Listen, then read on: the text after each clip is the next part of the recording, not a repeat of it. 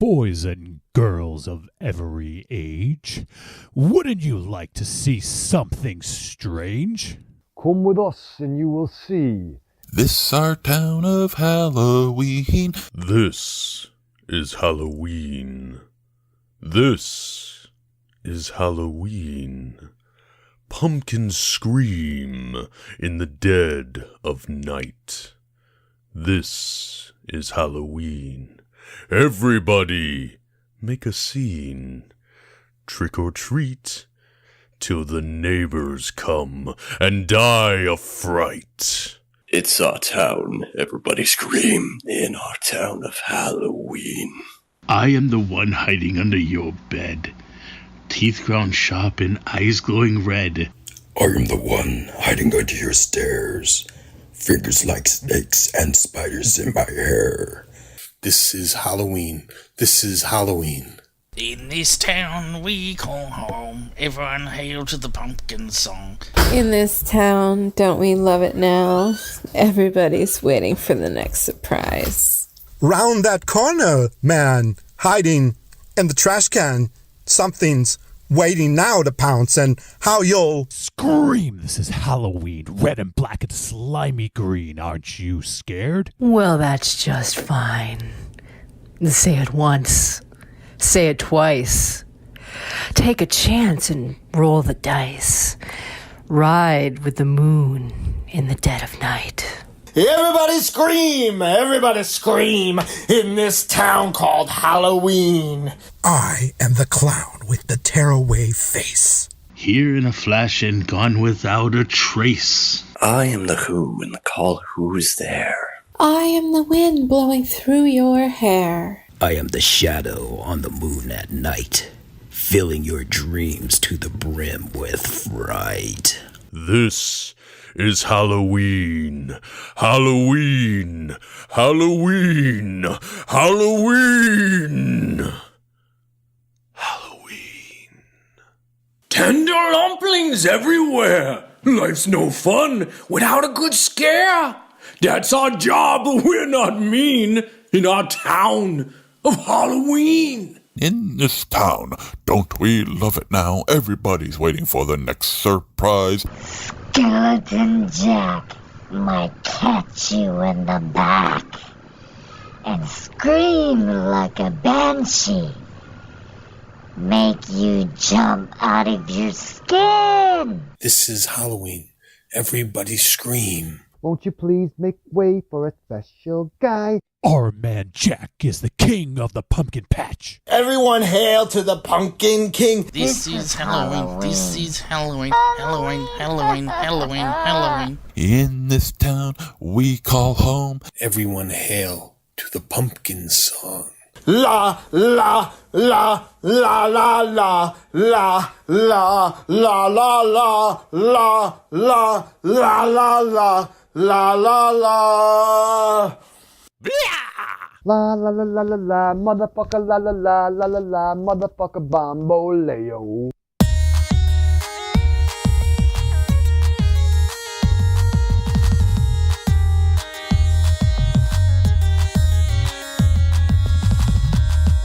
Welcome all you little zombies. You're listening to Trick or Treat Radio, starring the Deadites.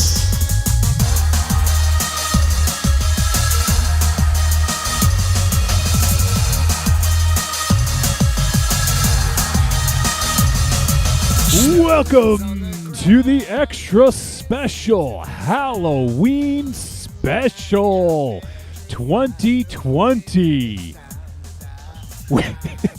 Already, we're off to a fucking rousing start. We have 2 of Monster Zero and none of Mars. Oh, It's a fucking nightmare already. There's so much of me, man. You can hardly contain me. I'm every. I see me, but not Bruce Leroy down there in the corner. I'm gonna fix that right now because we can't have that. We can't have 2 MZs. We need to have. Let's see. Did I fix it? No, I didn't. Damn it.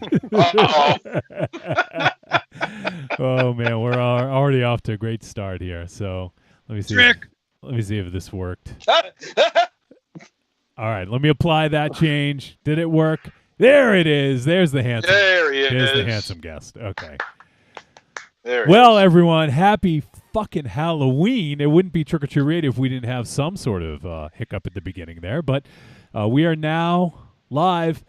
Before I jump into anything, happy Halloween to everybody out there. And also, you guys heard at the beginning, you heard a This Is Halloween mega mix that included all of our voices and our Patreon supporters, or most of them anyways. So we appreciate all of them taking the time to help us out with that. We wanted to do something special for our Patreon folks, and that seemed like the best way to do it. Have everyone involved in the introduction. So I can't thank you guys enough, first and foremost, for your support. Second of all, for your time contributing to that awesome little bit of Halloween goodness. So now that that's out of the way, thank you guys. This is our extra special Halloween special, and it is extra special because we are teaming up with our old compadre, the man behind the 31 Days on the Deadites page. We took both of our projects, combined them into one. It's like a peanut butter and jelly sandwich, but way more awesome and with more pumpkin and fluff in the middle. Dynamo Marz, what's up, buddy? We can't hear you. Oh. Did you mute yourself? You fixed the video. Yep, there you go. He did. All right, there we go. Welcome back. All right. Your ticket out. You know, Glitch number 2. the people that I am working with on a couple of projects have learned in dealing with me the expressions Deadites time and Trick or Treat Radio start time and Trick or Treat Radio technical difficulty. Those are things that I say a lot. So I feel like home. I'm happy to be back. Well, glad that you're back. We got Carlitos hanging out. We got Dr. Chris says Happy Halloween from Radio of Horror. Hey, Doctor, I hope you're feeling better, buddy. Yeah. Yeah. We got the Lurker. Lurker saying the intro was rad. So thank you, everyone. This is a party. It's going to be hard to keep up with all the chat because we're literally posting on like multiple places here. We're on the Trick or Treat Radio page. We're on the Deadites page. We're on trickortreatradio.com. We're on YouTube. We're on a bunch of different places. So Angry Townsman is on YouTube. See, another place says Evening All. What's up, Angry? Awesome to have all of you folks with us. And This is really cool. I'm glad that I could spend Halloween with my buds and with everyone out there listening. And I know that this is strange times that we live in. And, most people will be out partying right now, having fun on Halloween. But unfortunately, that's not the case for a lot of us. Some people are, and that's fine. But a lot of us, we're stuck home because that's kind of the world we live in right now. So Right. We appreciate all of you guys spending the time to join us, and it means a lot. So thank you. Last weekend Halloween, it snowed too. Yeah, it snowed up there, didn't it? Did it? Yeah, we the last Friday Halloween that I remember, I know it snowed because it was one of the first of now 3 in a row that a Deadite show got canceled. Yeah, that was a legendary one. It was that came out of fucking nowhere too, right? Right. Yeah, I remember that I was at a big box store, and the next thing, somebody mentioned snow in the chat. I didn't even pay any attention to it, and then snowing. Yeah, it looks like some people are trick or treating. Dr. Chris is trick or treating right now with his son. So we got. I thought just alone. Just alone. I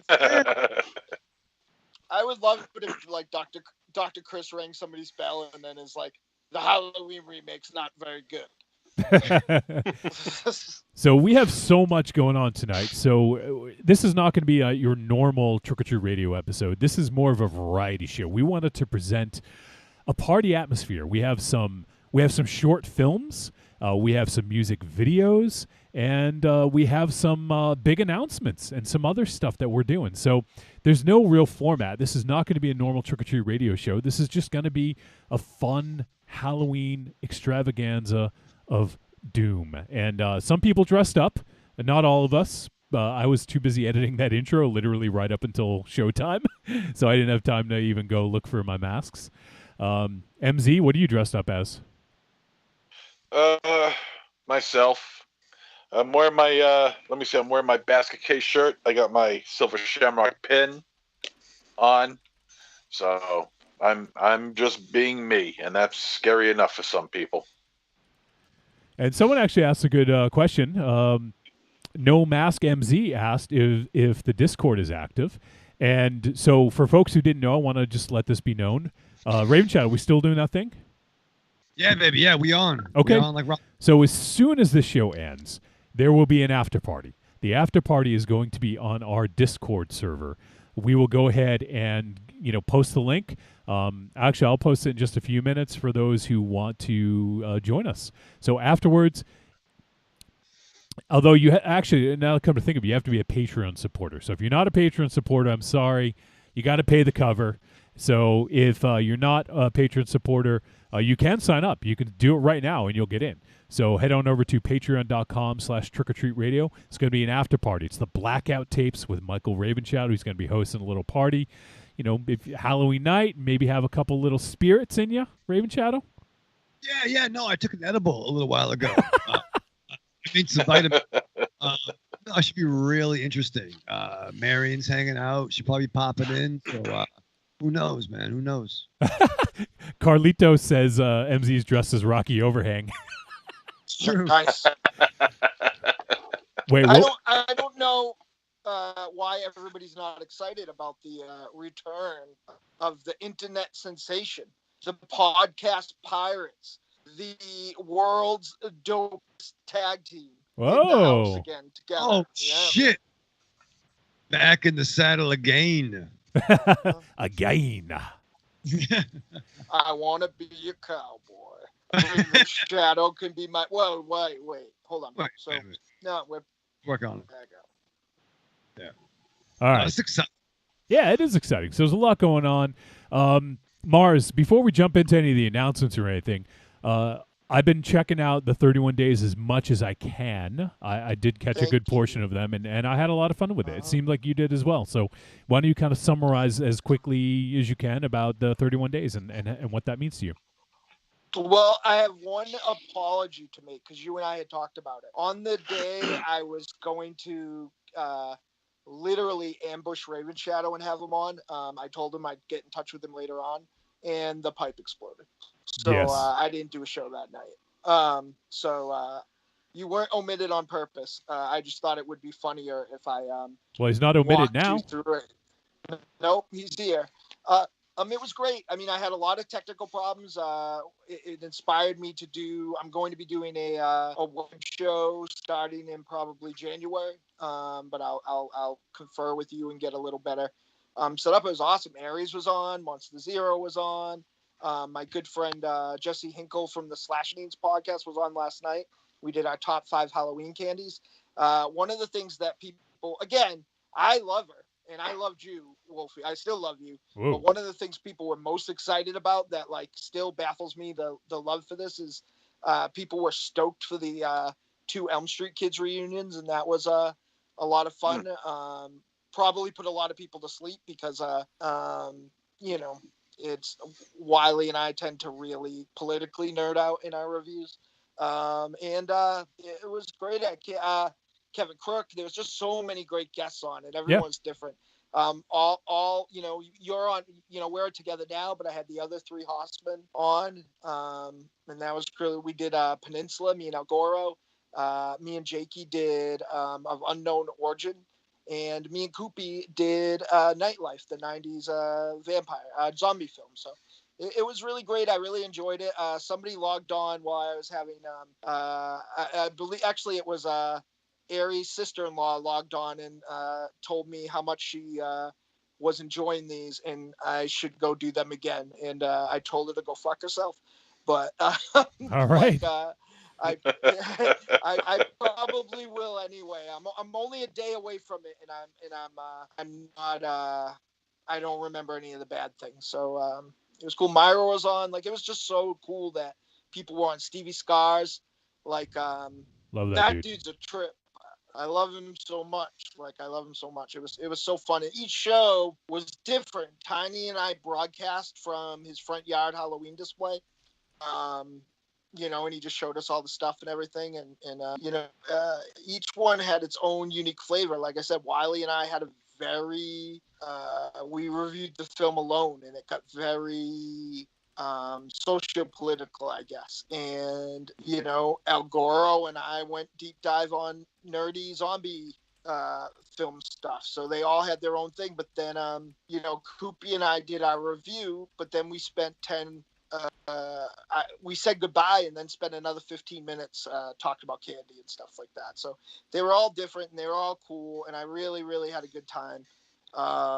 What's funny is when you start booking, and this is what, you know, what you would call a spoil of riches, I guess. But like, you know, you run out of 31, and you know, there's more people you want to have. So it was awesome. I really liked it, and I really think that this is a great idea, and I hope we make this dual thing a tradition. Yeah, man, that sounds cool to me. I mean, this is awesome, and we've always done a Halloween show every single year. So, in addition to our normal weekly show, we do a Halloween show, and I think is this the first time we've done it live? I was trying to think about that earlier. I think it is. Did you do it live last year? Not last year. If we did, I think maybe we might have. I think we recorded it like 4 years ago, where we recorded it and then. Yeah, and then showed it at, you know, at a later date. But I think this is the first time we've done it live. Yeah. I don't recall us ever doing a live Halloween special before. I think this might be the first one. Yeah. Well, there you go. So. Pretty awesome. I'm really excited about doing this, and we have a lot of stuff to get to as well. So we're gonna kind of try to keep the runtime a little tight here. We don't want, you know, going all night, but we do have some short films. We got some other stuff. But before we go any further, Marz, you had an announcement. You want to get to that one first? Yeah. I have a bucket list of things. Trick or Treat Radio and Trick or Treat Radio fans that I often say, if I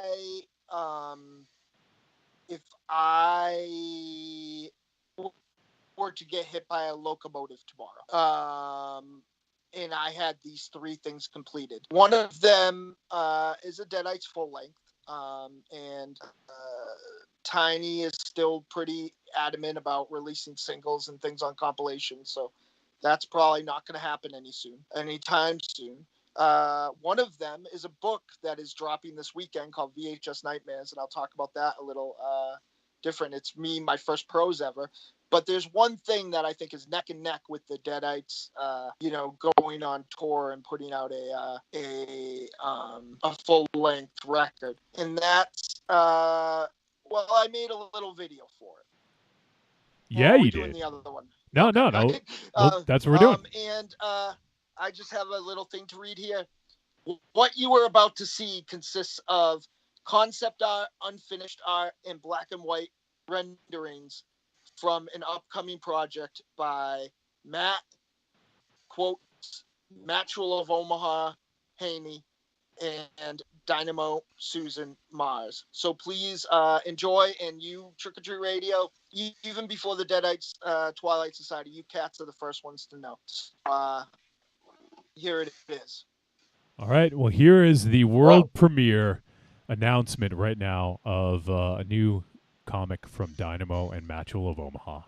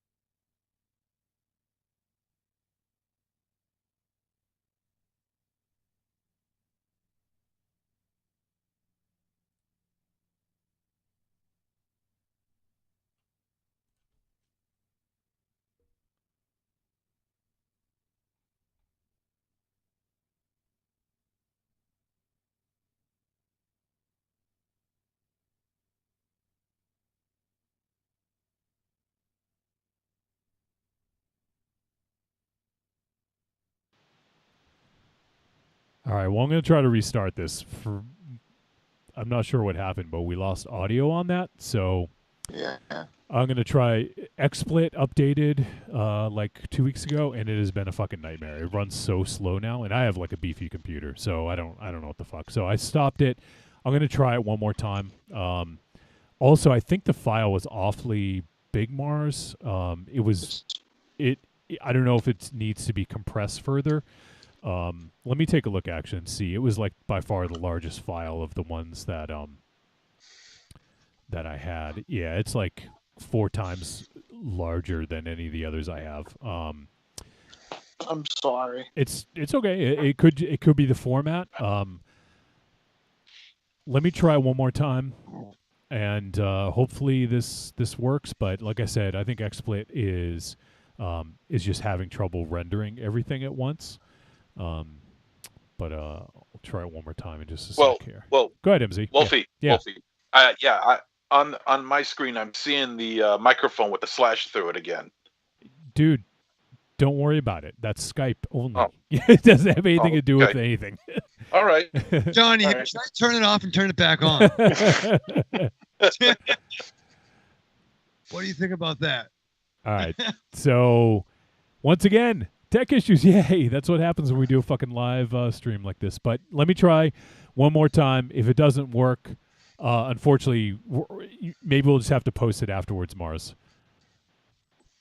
So, but the thing is, if the audio wasn't, I hope the artwork was shown because there was some really cool stuff there.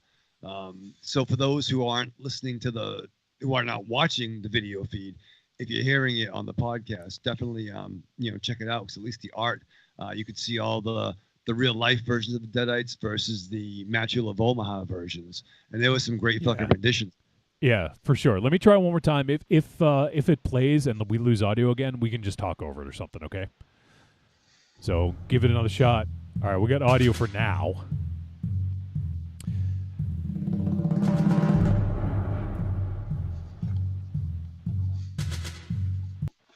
Yeah, an audio cut out again. Okay, so it's the same spot. I don't know what's going on, but Mars, can you see what's going on the screen?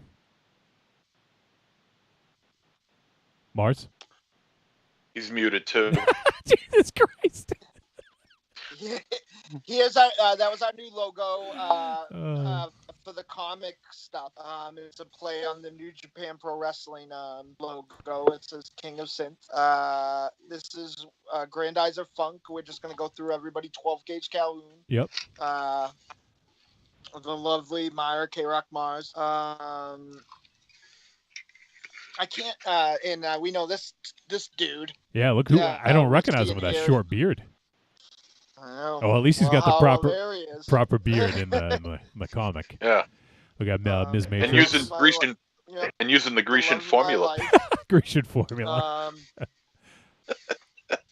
Look at that sexy man. Yeah, look at that guy. And every Deadite ever at some time is going to be in this comic, and every Johnny Wolfenstein and MZ and everybody is going to be in it at some point. So Michael Raves. I actually started a short story this week in a down boy shirt. Yeah. Hey, that's sexy, man. That's about Michael Ravenshadow and MZ holding things down while the Deadites are away. So everybody in the universe is part of this. I'm not putting anything in, including villains like Joey Tron and Sir Isaac. That's me in my my awesome coat that I only wore once, but now it's immortalized as a thing. Andy Christ plays a very important part. The name of the comic, which I was going to say after, it's called Monster Hunting for Fun and Profit. There are a series of books that my new book company is going to put out, prose books. The compilation of all different Deadite stories. There's a Screamstress is called, quite simply, I thought there would be no better name than the world's greatest monster hunting synth bot band. That art. That fucking spread, that's fucking nice. Yep. Oh, shit. That's the third page. Matchwell fucking knocked it out of the park. Yeah. This Hell of an concept artist. designs of the demons from the first issue. The first issue is called Cold Open, and it basically is just us fighting a bunch of Kirby-esque demons. So Yeah, this is fucking cool, man. I can't wait. Obviously you've been kind of showing me some stuff here and there, and it looks. I'm so excited for this. These are sketches, but the details that blow me away. If you look at everything that Oracle holds and uses, it has math formulas on it. You know, there's.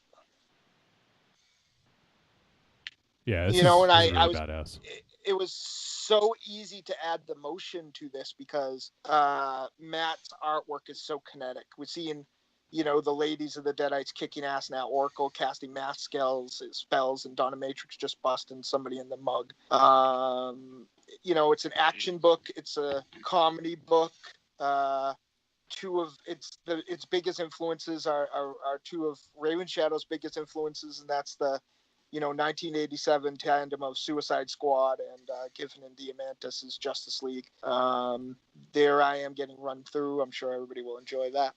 Wow. That is sick. So it's, but I'm really excited, and there's a lot of scripts done, and we're kind of going, Matt and I are having a Byrne Claremont sort of thing. Like we're kind of like putting it together after the kind of initial thing. The story starts, the Deadites had disbanded in 2012, and the story starts with them getting back together again, and through flashbacks and other stuff you learn why they were apart. And it's super fun. It's little bit the Raid, little bit the Marx Brothers. Oh, that's awesome. Yeah, that. Tim Chuma, Tim from Melbourne says, looks cool. Hey, buddy. Corny says, okay, I'd like an autograph copy. And I need a minute alone. A minute? 10 seconds. Yeah. I actually promised my therapist I'd tell her how I felt. So, Dominatrix, I love you and I want to marry you. Oh, Jesus. I know she's not listening, so that was sick. Oh, and there it goes again. It's looping.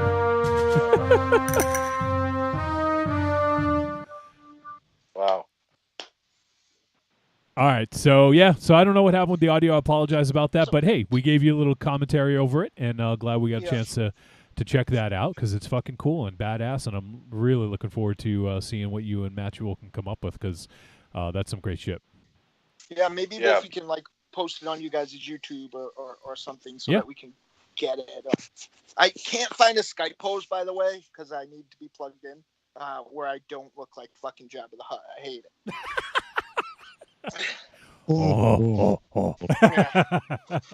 Jabba no I'm super excited. And I mean, things are going real fast with it. There's already, I've been talking to another comic publisher about doing the hard R version of that. And I'm sure that it might not be hard to guess, who that might be. But that concept is called Tales of the Twilight Society with a Crypt Keeper like Spangoli comic style host by the name of Monster Zero.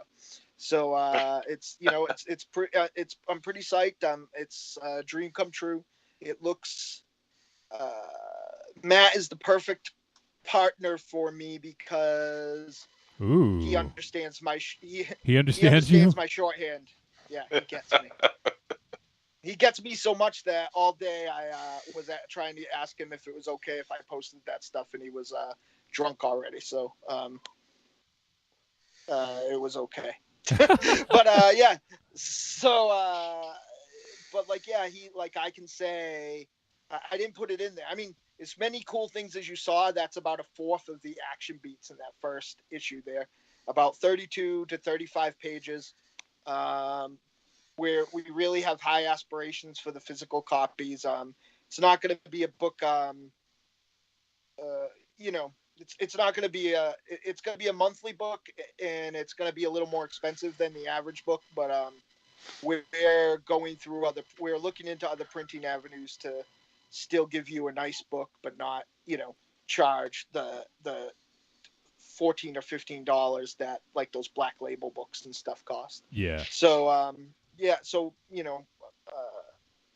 but yeah, I'm stumbling for my words because I'm so excited, and it's fun because I'm taking real exchanges that have happened at some points and adding them into the book. Me trying to sell tasteful nudes to Ares and Johnny Wolfenstein and stuff like that. So all that stuff pops in there, and I'm just so excited. I can't wait. I should be getting. There are characters that are in the first run, like Johnny Wolfenstein and like Mimi Van Helsing and stuff like that aren't in that first issue, so they weren't in the first batch of character designs. And I should be getting that stuff back. I would think, in the next month or so, and I'm just over the moon excited. Like I just love it, and I am surrounded by. And you'll hear me say this again if I talk about my other endeavor later on. But like, it's all Matt. Like it can't. Like I can't put that through enough. So it's I did the same thing in the Deadites, man. It's no secret. That's my fucking trick. I'm a fucking imposter, and I surround myself with very talented people. It's like when we used to go to Man Ray and I would stand near Tiny because he was a really good dancer and just move my arms. And people still tell me that I'm a good dancer, and I probably didn't even pick my feet up. But like it's the same with the Deadites. So I mean, the same with all right, you ready? He's gone. It's the same with Trick or Treat Radio. I get to he can hear you. Comedic. Fuck. with the comedic genius of Monster Zero, I was gonna say. And the best producer on earth, and the grumpiest man alive. And wait, which one am I? Disrespect. You're the grumpiest man alive. All right, so we got a lot going on. We got a bunch more stuff to play. I'm hoping the audio issue was just that one video because it's real big. You know why? Because my Dropbox, I have to fix the things. I was just looking at my phone. Yeah. I think that it took it in at like 1080p. Oh, okay. Well, where when I'm watching it, it's 720, which is still would be pretty big, but I erroneously thought that Dropbox would make a compressed folder. It's all right. We'll figure it out and get it posted somewhere else so you can hear the audio. Glad we were able to show it though. We do have a bunch more stuff to do, and we got just I guess I'll bury the lead here, but Skeletron on YouTube says, "What's good, y'all?" And hey, Skeletron, we actually have a video from Skeletron that we're going to be playing in just a little while. So we're going to kind of mix it up a little bit. We'll get some short films. We just want to have a fucking party with you guys, okay? We just want to fucking party. So we're going to go ahead. Let's set the scene. Let's set the mood. One of our best buddies from the show that we met from doing the show, Jarrett Blinkhorn, is an amazing filmmaker. Probably he's a little too humble to admit that he's good at what he does. But we do have a couple shorts from Mr. Blinkhorn. The first one is one to kind of set the scene. It is called The Carving, and it's one that is all about Halloween. It's really fucking amazing. And then later on, Raven Shadow, I'm going to tease this out, but we're going to play Signal to Noise. I don't know that we've ever... I can't remember. Did we play it on the show? I don't know if we ever did. One time. One? Okay. Yeah. I think we're going to play Signal to Noise again. And that is, once again, Jarrett Blinkhorn short film that myself, Monster Zero, and Raven Shadow were in. It's the one where Raven Shadow, he didn't have to put the black goop on because he was too thick. Is that what he said, Raven Shadow? Was that what it was? Yeah, I was saying I was getting anxiety by the fucking stairs, and from the way in the back, I hear Jarrett yell, "Raven Shadow, black stuff, you're too thick." And then, like, thank God. No, Thank God. he just. I think I probably told him. I'm like, he's not gonna fucking wear that shit. And he's like, and then he said it. So, all right, well, we're gonna tease that out because we're gonna play that later in the show. But right now, we're going to play, hopefully there's no sound issues, hopefully there's no technical issues with this one, but we're going to play The Carving from Jarrett Blinkhorn. So everyone, if you don't, hopefully you have your popcorn already because I'm going to play right now. Get your popcorn, watch this fucking short. It is fucking amazing. Here is The Carving from Jarrett Blinkhorn.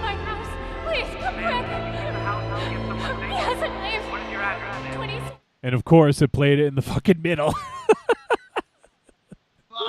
Oh God, XSplit. All right, so I'm gonna replay it from the beginning. Hold on, I gotta fucking. Well, it's our first live Halloween extra special. Well, with and XSplit is not even fucking like doing anything. I hit also I hit the button. There we go. I have Jesus it on good Christ. authority that XSplit started drinking at noon. There's if anyone looks up XSplit online, they updated recently and it's not going good. A lot of people. Our buddy Alberto actually said he was giving up XSplit because it's running so shitty. I wish I could just revert the version, but I don't think I can.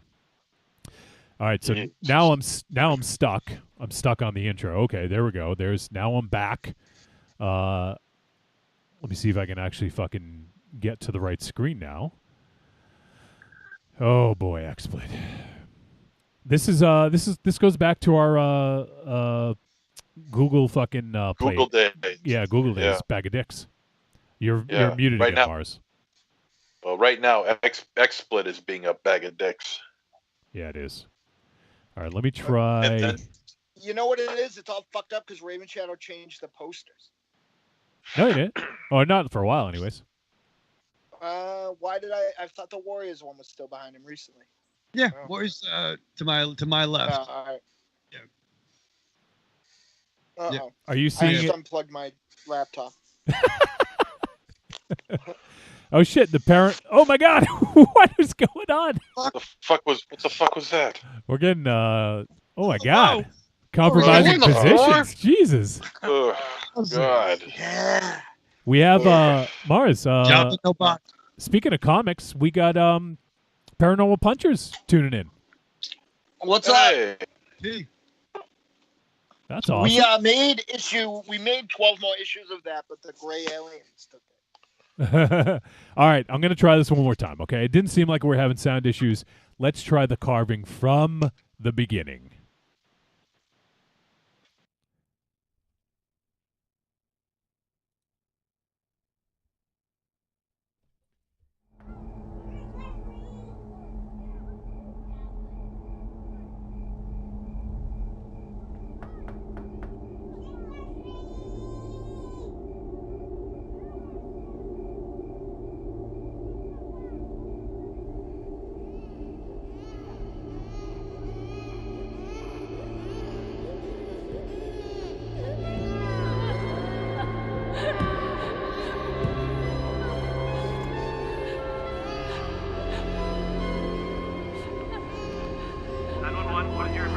There's someone in my house.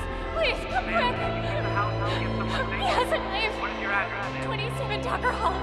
Please help me. We're sending someone right now. Can you see the intruder? Hello? No.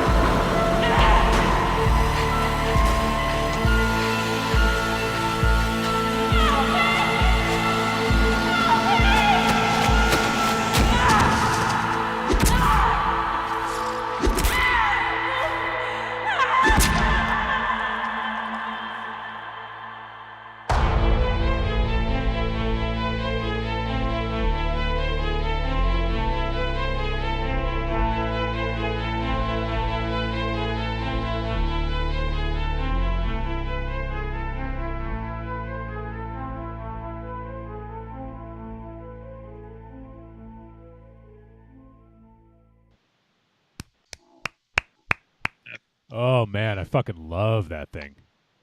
Yeah. That short. Very is so, good short. Oh, it's so good, so good. What is going on with Mars? I don't know, but I think we need to take a second to apologize to anyone watching this, especially Corny with his big screen. Yeah. That was a gratuitous crotch shot before he Yeah, disappeared. Jesus Christ. Well, good thing I was watching the movie. You're no stranger to cross shots, MZ. So What the fuck is that? fucking POV from the bidet or whatever the fuck you were doing. I'm soaking my feet, for Christ's sake. I hope some people were able to see that because I fucking love that short. Jared Blinkhorn is so talented. He wrote, directed, I think he edited it, he did the music, pretty much did everything. Super talented guy, one of our best buds and we made through the show. I miss him like crazy, and he's doing pretty well for himself, and he's also, I think he's teaching his daughter at home. So the pandemic has made for some interesting times. Got a full plate. So we're going to see some more Jared Blinkhorn, and just everyone don't look at Mars. Don't look at Mars, crotch. Don't look directly at the Mars. Yeah. No Mask MZ in the chat room says the music was killer. Yeah, I agree. Blinkhorn wrote the music for that as well, and it's fucking great. Really good stuff. So thank you to Jared Blinkhorn for allowing us to play his short film. We got some other stuff coming up. You know what? Mars, it looks like you got your dancing pants on. You're probably muted again, so just check that. But it looks like you have your dancing pants on. I do, and not only that, I had to go get some. Very excited. I got they sold me down at the candy place some limited edition candy. I'm really psyched. I'm hoping that you guys will come share it with me. I got a limited edition Halloween egg. Peanut butter Halloween egg, so I'm pretty excited about that. I got limited edition carrot shaped for some reason. I don't even know what my camera is on this thing. We can tell. I got take off your glasses. I got limited edition carrot shaped Halloween M&Ms. I think they are. They're called Robin eggs. It must be like Batman and Robin for Halloween. So I'm pretty excited. They sold it to me for cheap, for only $10 a piece. All right, so let's see. We got a bunch of people hanging out in the chat room. Paranormal Puncher says, I loved that short. Visually wonderful. Love the colors. Yeah, totally agree, man. Yeah. Also, we got FTM just popped in. He says, evening, family, and happy Halloween. Hey, first time, Mike. Hey. Thanks for your contributions for the This Is Halloween. That we played it at the beginning of the show, so you're going to have to go back and check that out. But first time, Mike had a great contribution to that, so we appreciate that. Everybody was great. I loved it, by the way. Oh, yeah. Everyone was fucking awesome. Everyone. So can't thank everyone enough. And then first time, Mike says, look, there's Mars being sexy. Where? Not earlier when we saw that crotch shot, that's for sure. It's upstairs with your wife, Darius. All right, Mars. Yeah, you do have your that's you do have your dancing pants on, right? Mm-hmm, no. No, not really. They're blue. All right, well, we're gonna play some music for you to dance to. I have my blue dancing chinos on. Do you want to set this up because this is from our friend Skeletron?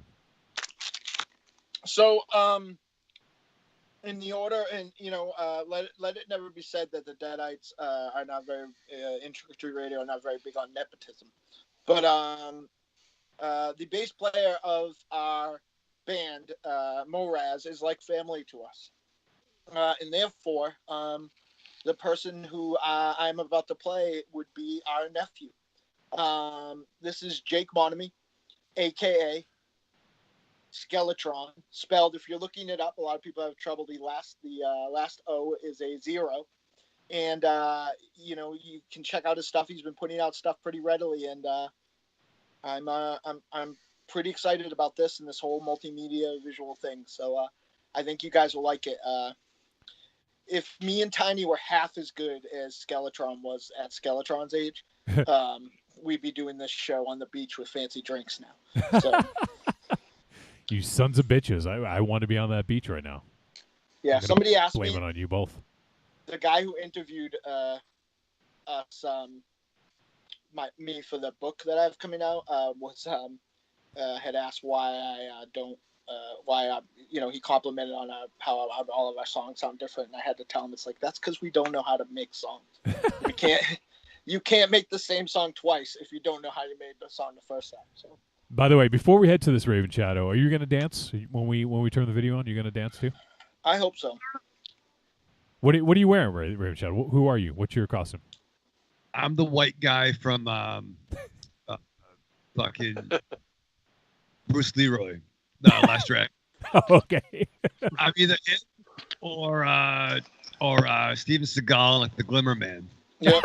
Glimmer Man. No, I'm gonna go with the white guy from The Last Dragon because that's what I was thinking of. Right? That complete loser, and then all of a sudden he shocked himself when he actually did something at the end. Sure. Yeah. All right, so we're gonna play some music from Skeletron. Marz, do you know if this has been out for a little bit, right? This isn't This has been out for about a week, maybe 2 weeks. Okay, so it's a new video. It's got some really awesome visuals to go along with it. So everyone, give a look to Skeletron.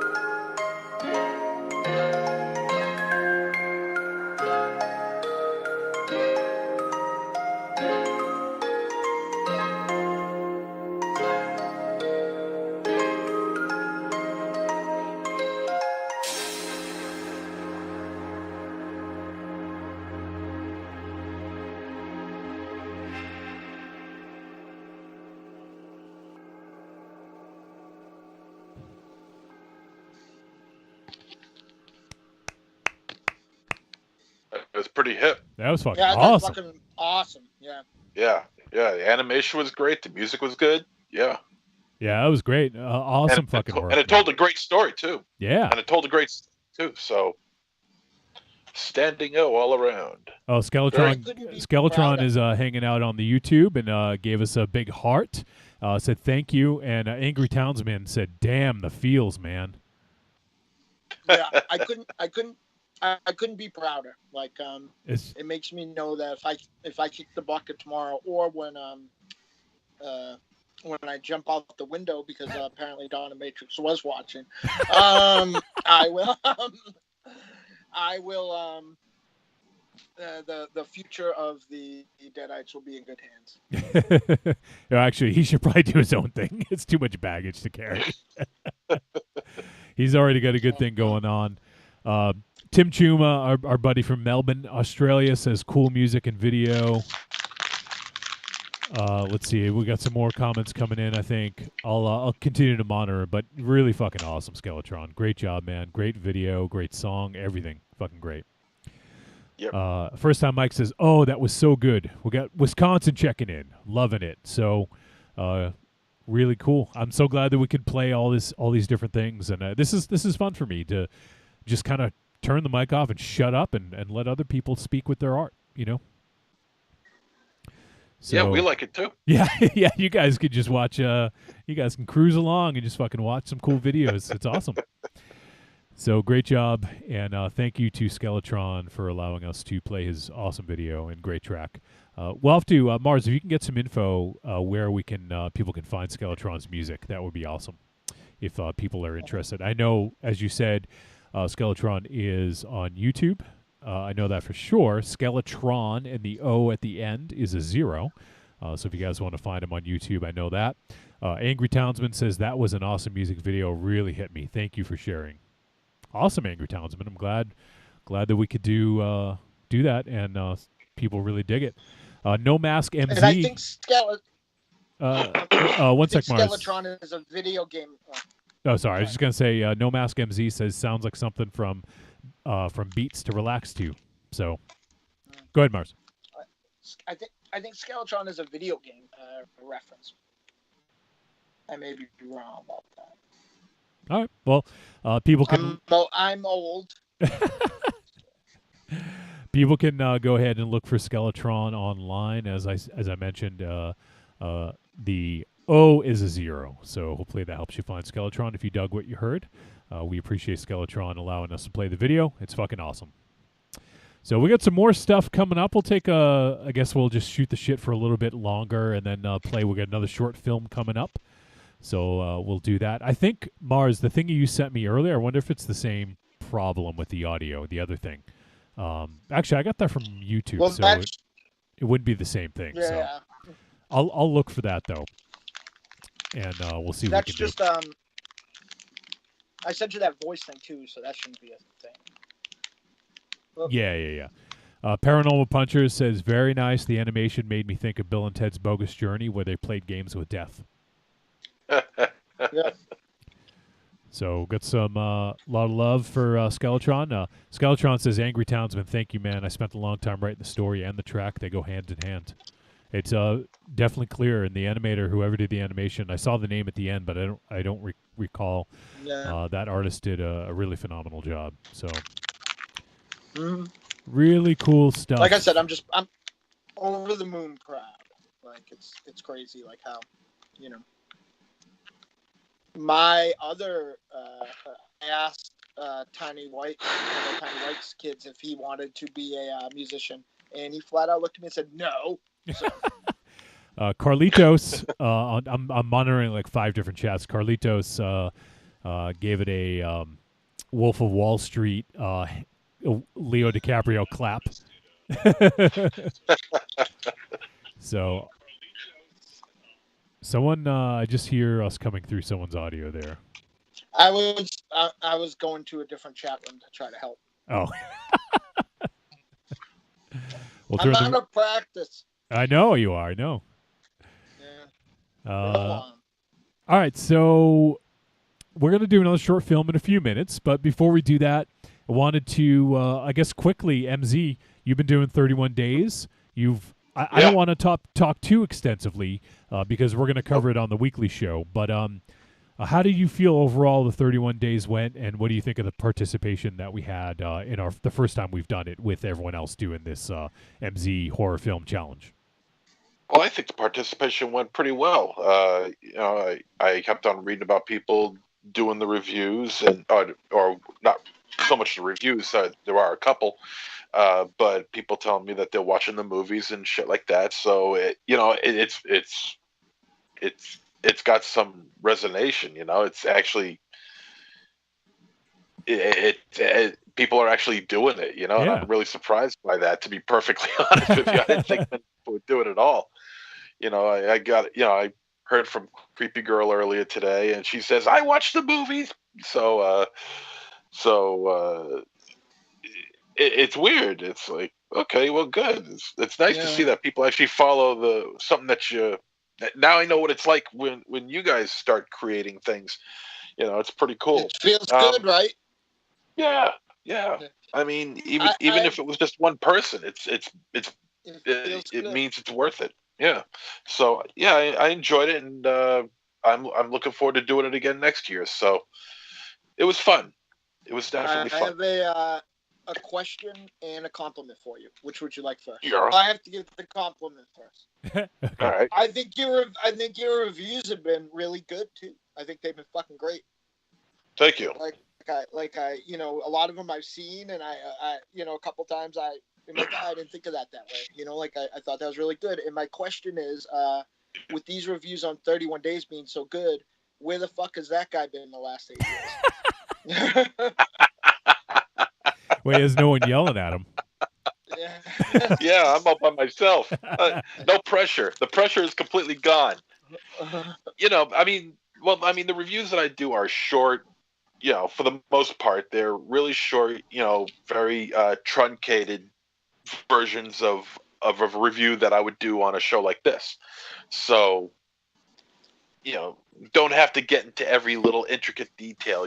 Just a couple of things here and there, and then whether it's if it's a movie I haven't seen before, whether it's good or not. And for the most part, I think there were a couple of films where I would say no. But other than that, I mean, 98%, definitely treats. Yeah, it's been really cool, and I liked that we had the Patreon that we did in the beginning of October, where we sort of like gave you a list and you sort of curated. I thought that ended up being kind of interesting, and having a little bit of everyone's picks in there, and then you kind of curated that. I dug that. Yeah, that was fun to do. That was fun to do. I'm looking forward to next year already. Yeah, so we'll do it again next year, and maybe we could have people give, like throughout the year, give some recommendations of what they'd like to do, and then next year we'll do it again. We'll have a lot more sort of like steam behind it, a lot more time to plan it out, and we can make it even bigger and even better. So, looking forward to that. Raven Shadow. Yes. Do you have that thing ready that you were gonna do?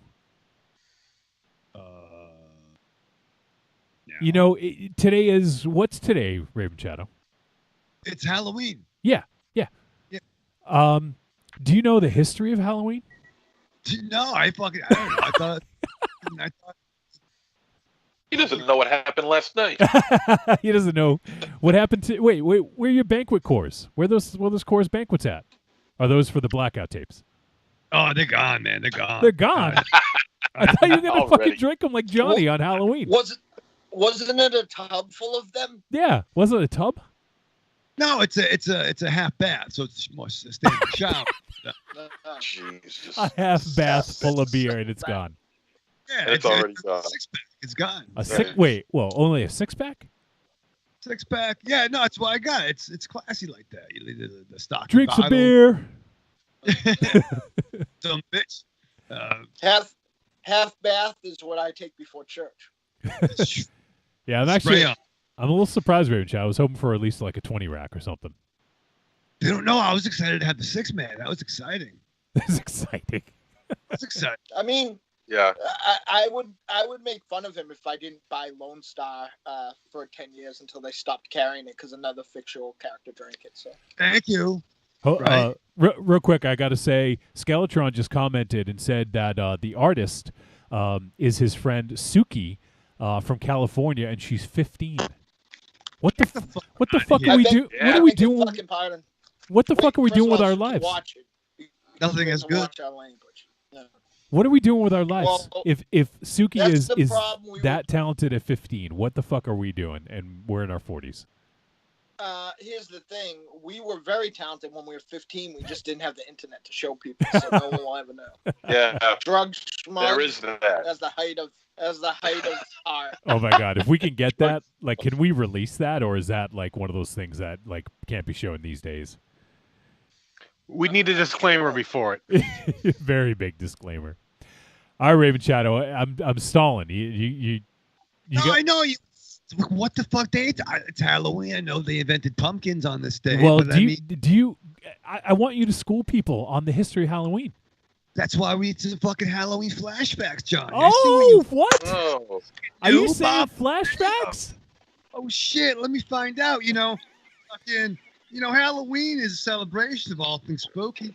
In the United States, surrounded by a few odd traditions like trick or treating and pumpkin carving. Here's a few interesting facts about some fucking practices. Jack-o'-lantern comes from the Irish legend of Stingy Jack. Legend has it, Stingy Jack invited the devil to have a drink with him, but Jack didn't want to, pay for the drink. So he convinced the devil, turned himself around into a coin, and instead of buying the drink, he pocketed the coin and kept it close to the silver cross in his house, preventing the devil. I mean, it's a lot of shit happened that night. But at the end of the day,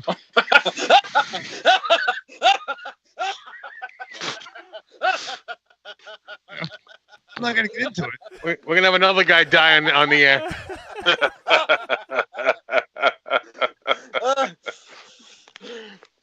At the end. Yeah, you're right, Raven Shadow. A lot of stuff did happen that day. You're right. Stuff. Candy corn was originally called chicken feed. So many would argue that candy corn tastes like chicken feed.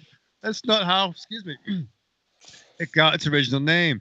Created in the 1880s by George Renninger. I'm not going to know. No. Oh my God. The views of Raven Shadow may not necessarily reflect the views of the rest of Trick or Treat Radio. N-N-I-N. You should be. Those G's are silent. He did not just say that. No, my glasses are off. I'm trying to read this. No shit. It's like Did you proof this beforehand? It's a half an inch from your eyes. Of course not. Have you ever thought about maybe pronouncing the name in your head before rattling it off without thinking about it? Good point. It was sold to the masses from the Golitz Confectionery Company, now called Jelly Bean Incorporated. Okay. What's the guy's name again? George R. I believe you owe a listener an apology. You know what I'm talking about. It's RENNINGER George, 1880. Say his name again. No. Don't. I think. Please don't. Halloween originated from an ancient Celtic festival. In the 8th century, in an effort to spread Christianity, Pope George I capital or third.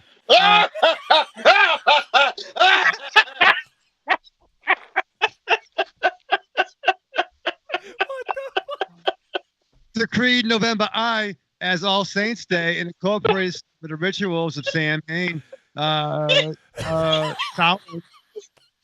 Sam Wayne.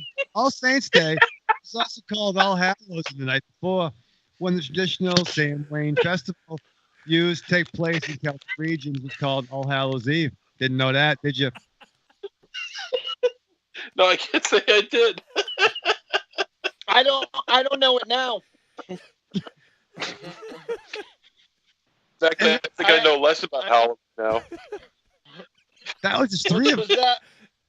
Oh my God! How many you got? Was that king named? Was that king named after a relative of his that fell into a hole? Like,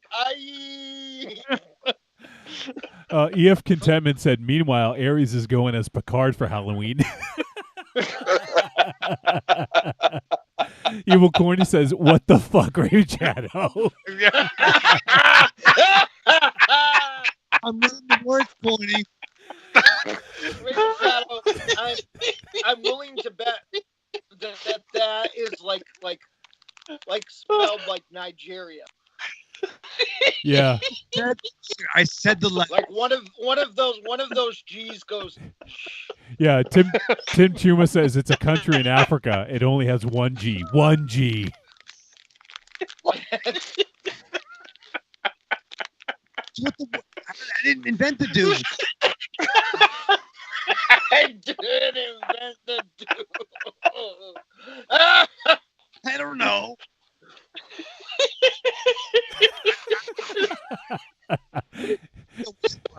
Evil Corny posted Sanford and Son the GIF. Elizabeth.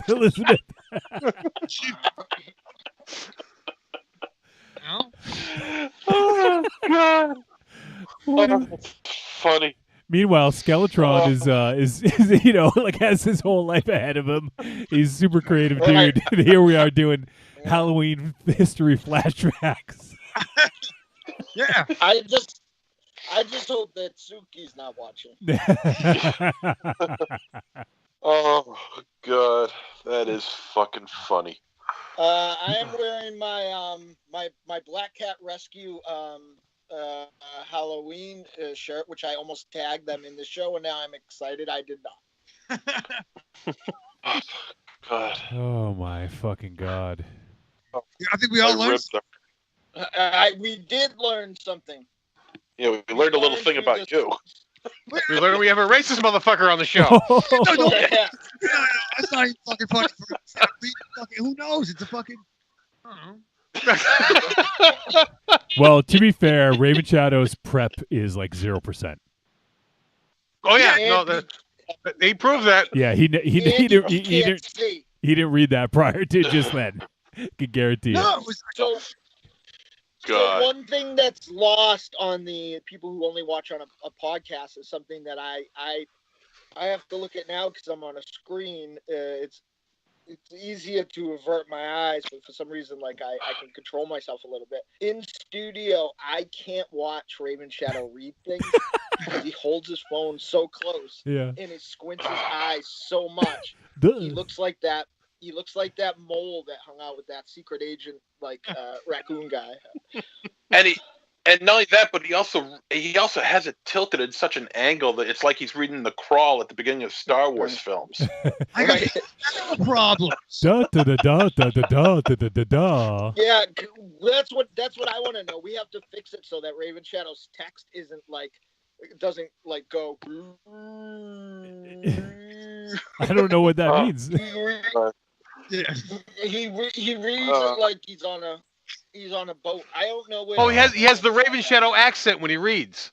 Thank you, Aries. Thank you. That really wasn't a compliment. Oh man! I found it funny that accent still carried over when you were paraphrasing.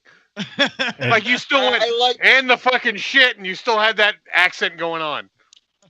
I like your accent, Raven Shadow. Thank you. It's the accent of a champion tag team pod. Sure. I'm surprised MZ didn't get yelled at, to be fair, for laughing so hard. you. Yeah, you, the one who gets yelled at. Yeah, the one who gets yelled at. He's like, me? Me? I don't get yelled at. Why would I get yelled at for laughing so hard? Because you're being it's loud. happened in the past. Yeah, you're being loud. It's late. Oh! I see what you mean. Oh. It is a Saturday. Maybe she's handing out candies. Probably not at 9:30. I doubt it. All right. So, Raven Shadow, is that all for the Halloween history flashbacks for now? I think we probably should stop there, right? I mean, probably. I think you should do one more. Oh. Quit while you're behind. Oh, he's got to pull the glasses off. All right, we got one more. Fucking Des Moines. All right. Buckle up. Desmond. Des Moines. Des Moines. You cannot say Des Moines. Yeah. Des Moines has a hilarious tradition called Beggars Night. The night before Halloween, young children in Des Moines hit the streets for Beggars Night. According to an article in the Des Moines Register, the event began around 1938 as a way to prevent vandalism and give younger children a safer way to enjoy Halloween. Des Moines is where the Mount Video home office is. Beggars Night is very similar to regular trick-or-treating, except kids are required to tell a joke, poem, or perform a trick for a treat. Yeah, on the bike shop. The best part... the best part... Mr. Horton. The jokes are notoriously groan-worthy, like, if April showers bring May flowers, what do May flowers bring?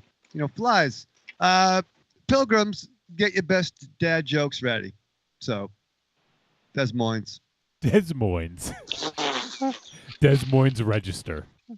Yeah. That's right near where that's right near Kant and Cincy, where Jakey and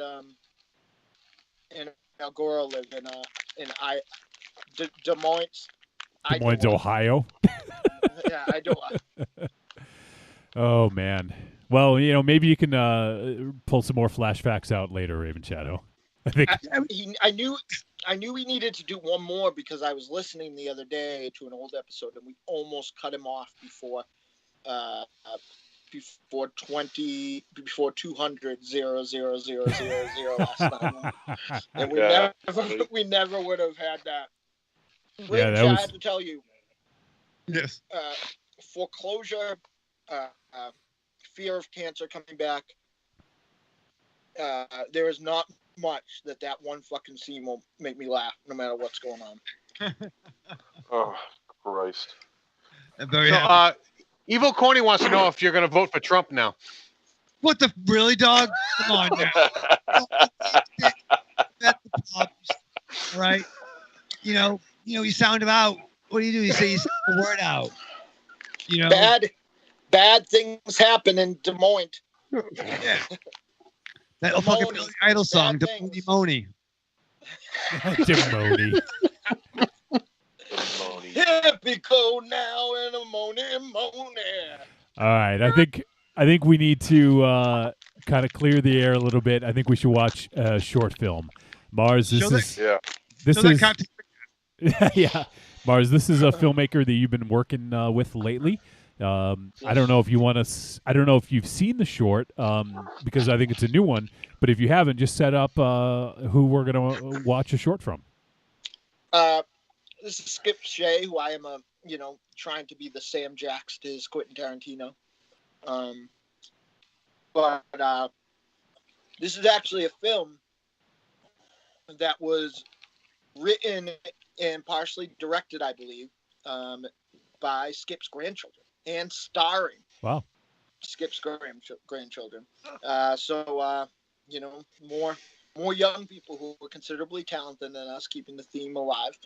And it's pretty cool. I loved it.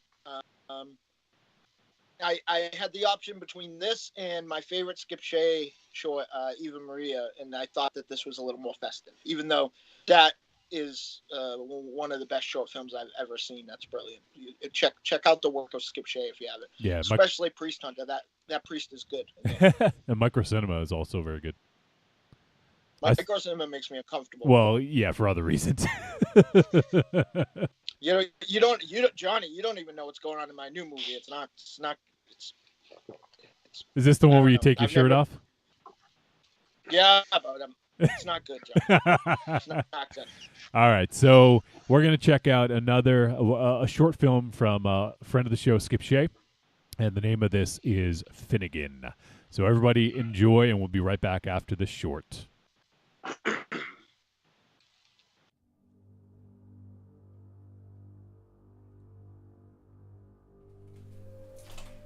We got a witch house. Everybody got a warm Is that the American statue? Oh no, that's the queen. I'm solving my Maker queen. Stop that. Dude, that definitely is a dead tree.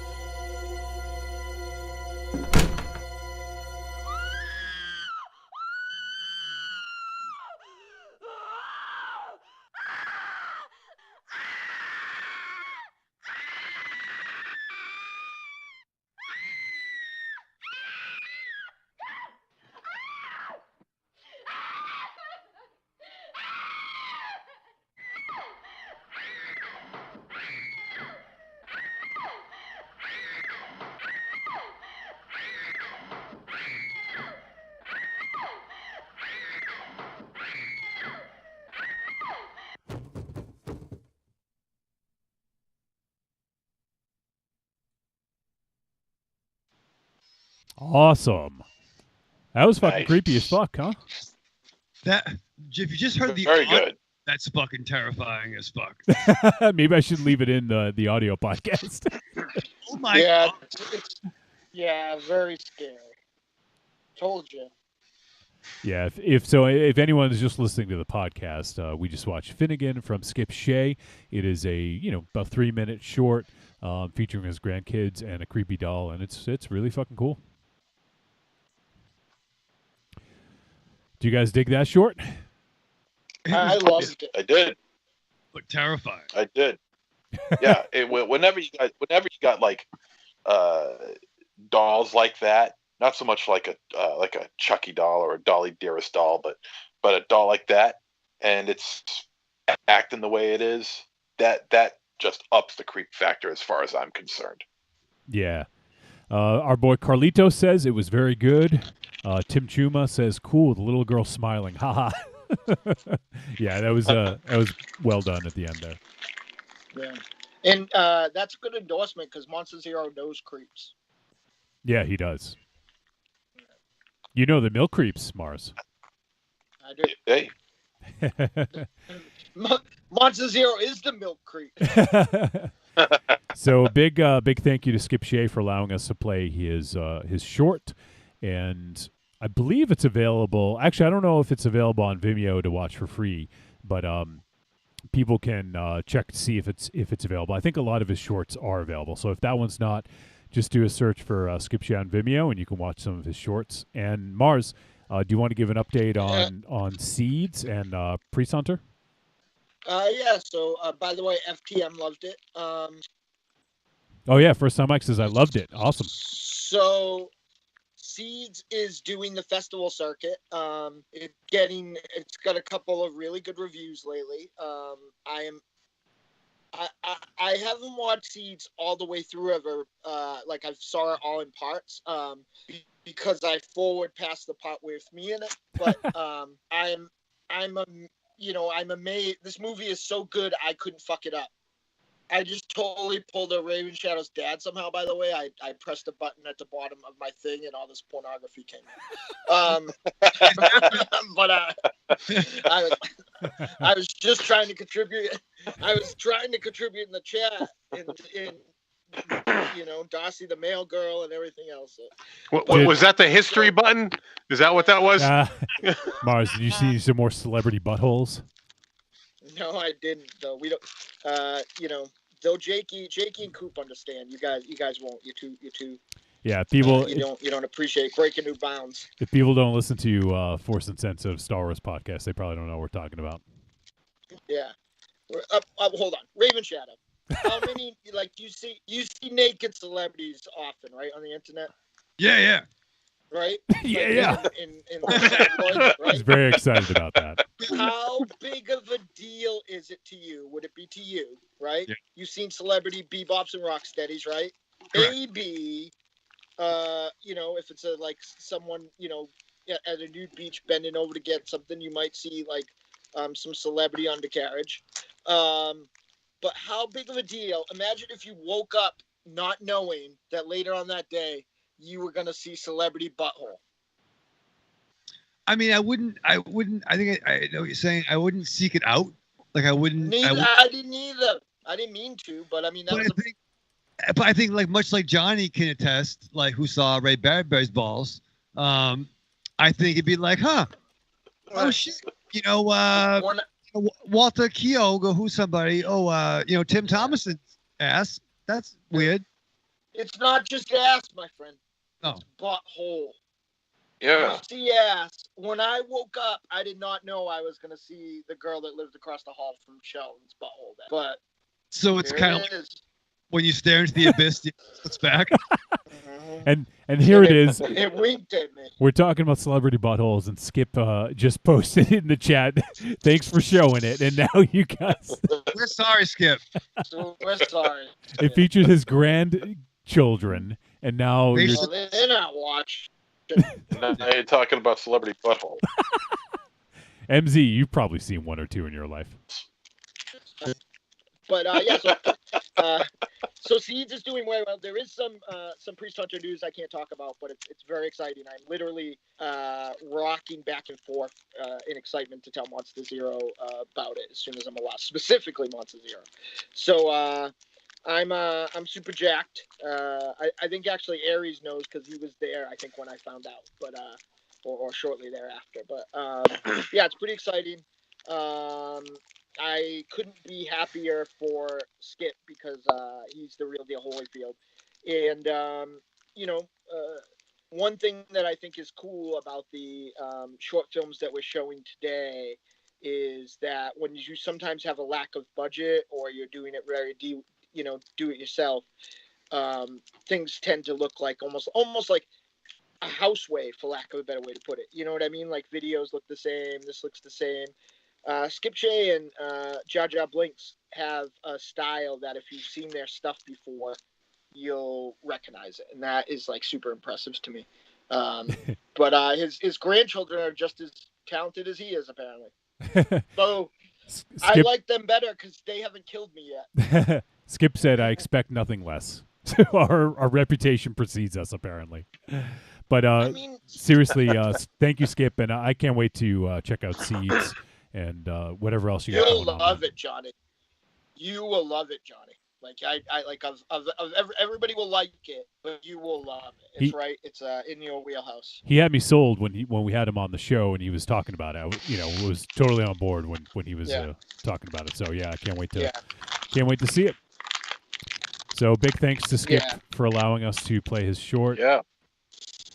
And thank you. Let's see. We got some. You know what? I think we'll just go to another bit of music. So right now, actually, our buddy No Man, aka Rocky, is actually doing a live show. I feel bad that we're interfering with around the same time, but hey, it's Halloween. This time worked for us. But Rocky does. He streams on Saturday nights on his Facebook page. Check out Knowman, KNOWMAN, and he's streaming right now. He's doing the squeakies, as he likes to call them, squeaky chair sessions. And sessions. And Marz, you and Rocky recently collaborated on something. You want to talk about that? Oh man! So Rocky puts out every year that he's gonna do a Halloween cover, and he asks like kind of his Facebook group and what it is. And our dear friend, the Lord of Love, Light, and just a sprinkle of darkness, Slagoth, I believe, hit Rocky with a challenge that he could not resist. And when you're doing something fucking ridiculous and so out of your style, I am proud to say that I am generally the call people make when they need to put it over that ridiculous top. And this was without any line or hyperbole. And I have to be honest, This Is Halloween was close. But this was the most fun I have ever had recording vocals. I was dancing. I scared the cat. Ollie would have been very scared, Michael Raven Shadow.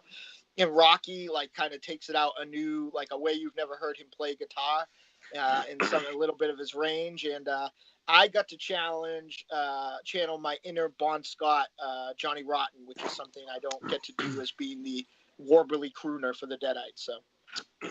So there you go. Like, it's real excited. And the song is a cover, which is from a film that I'm going to watch if I survive my time on the show and my time with Raven Shadow after, the Halloween staple Trick or Treat. And this is a cover of Fastway's Trick or Treat. Yeah, he let me get a glimpse of it, and it's really fucking cool. So let me just cue this up. Once again, XSplit is being a bag of dicks. But yeah, it's Rocky posted the video, so it's up on YouTube if you guys want to go and check it out. I would, if you guys dig it, I would go check it out and comment and let Rocky know that you dig it. He does this every year. It's a labor of love for him. He does a Halloween track every year, and I feel that they've been getting the song selections are all good, but I feel like they've been getting better and better in terms of the quality of the production and everything like that. And this one was really well done. So got to hand it to my man Rocky, me and Marz's co-host on Force Insensitive, and he really did a fucking great job. So let's check out Rocky with Dynamo Marz doing Trick or Treat by Fastway.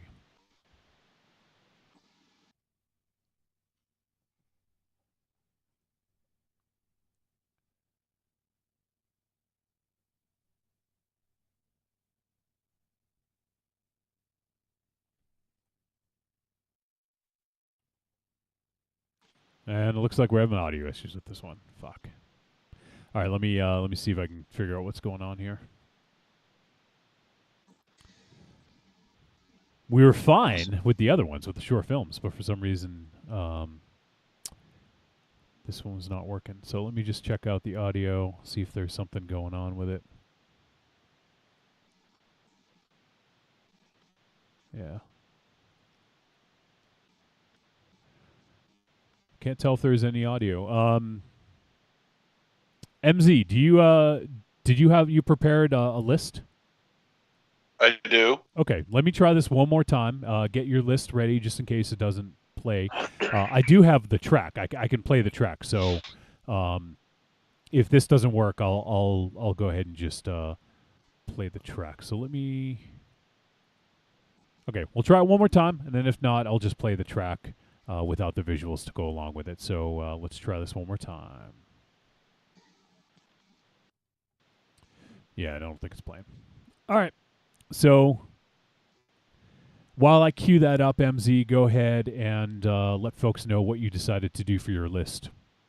Yeah, well, you know me, I like to do my lists, and this one, I wanted to keep it very Halloween-centric. So what I decided upon was the top 5 movies set on or around Halloween that are not in the Halloween franchise. All right. That's an important distinction.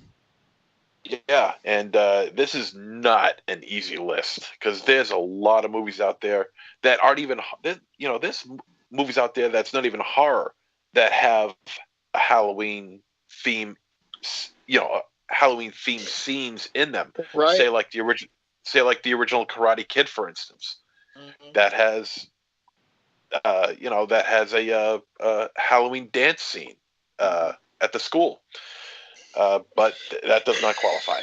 So what I did is the top top 5. What did he do? Michael Ravenshadow is like writing War and Peace down there in the corner with his phone up to his eyes. I got medical problems. Yeah, no shit. Yeah, you think? So these are the top 5 movies set on or around Halloween that are not in the Halloween franchise. Number 5. This film came out in 2012. Paranorman. Oh yeah. We did that on the show. All right. That was scary. And it's all about a young boy named Norman who has the ability to talk to the dead. And next thing you know, there's a swarm of zombies hitting his town. So, and it's a lot of fun, a little bit more crude than your typical CGI-based animated features. And I think it was also one of the major distinctions about this movie was that it was the first like gay character as the lead in a children's film or something to that effect. I forget what it was. Wait a minute. Who? Or like there was a gay. There was a gay character. It wasn't the lead. It wasn't the lead, but it was a gay character, and it's not a children's movie. It's a family movie. Yeah. Yeah. But there was a gay thing, character. This film has a great score by one of my favorite producers and a great songwriter in his own right, John Bryan. So it's a real cool score. Okay. Number 4 is a film that in which it's a classic and everybody loves it. I love it. You love it. And you might have heard of it, a piece of it earlier tonight, The Nightmare Before Christmas. It's not entirely Halloween, but it's not entirely Christmas. But because Halloween Town is Halloween 365, 24/7, so no matter what time of year it is, it'll always be Halloween, and that's why it gets it. It gets it on the list, but it ranks a little lower because a lot of it deals with Christmas. But there's some great Halloween scenes in there as well. And the ambiance in Halloween Town is fantastic. Number 3, film that came out in 1988. This film stars Linnea Quigley, Amelia Kincaid. It is Night of the Demons. Demons. Nice.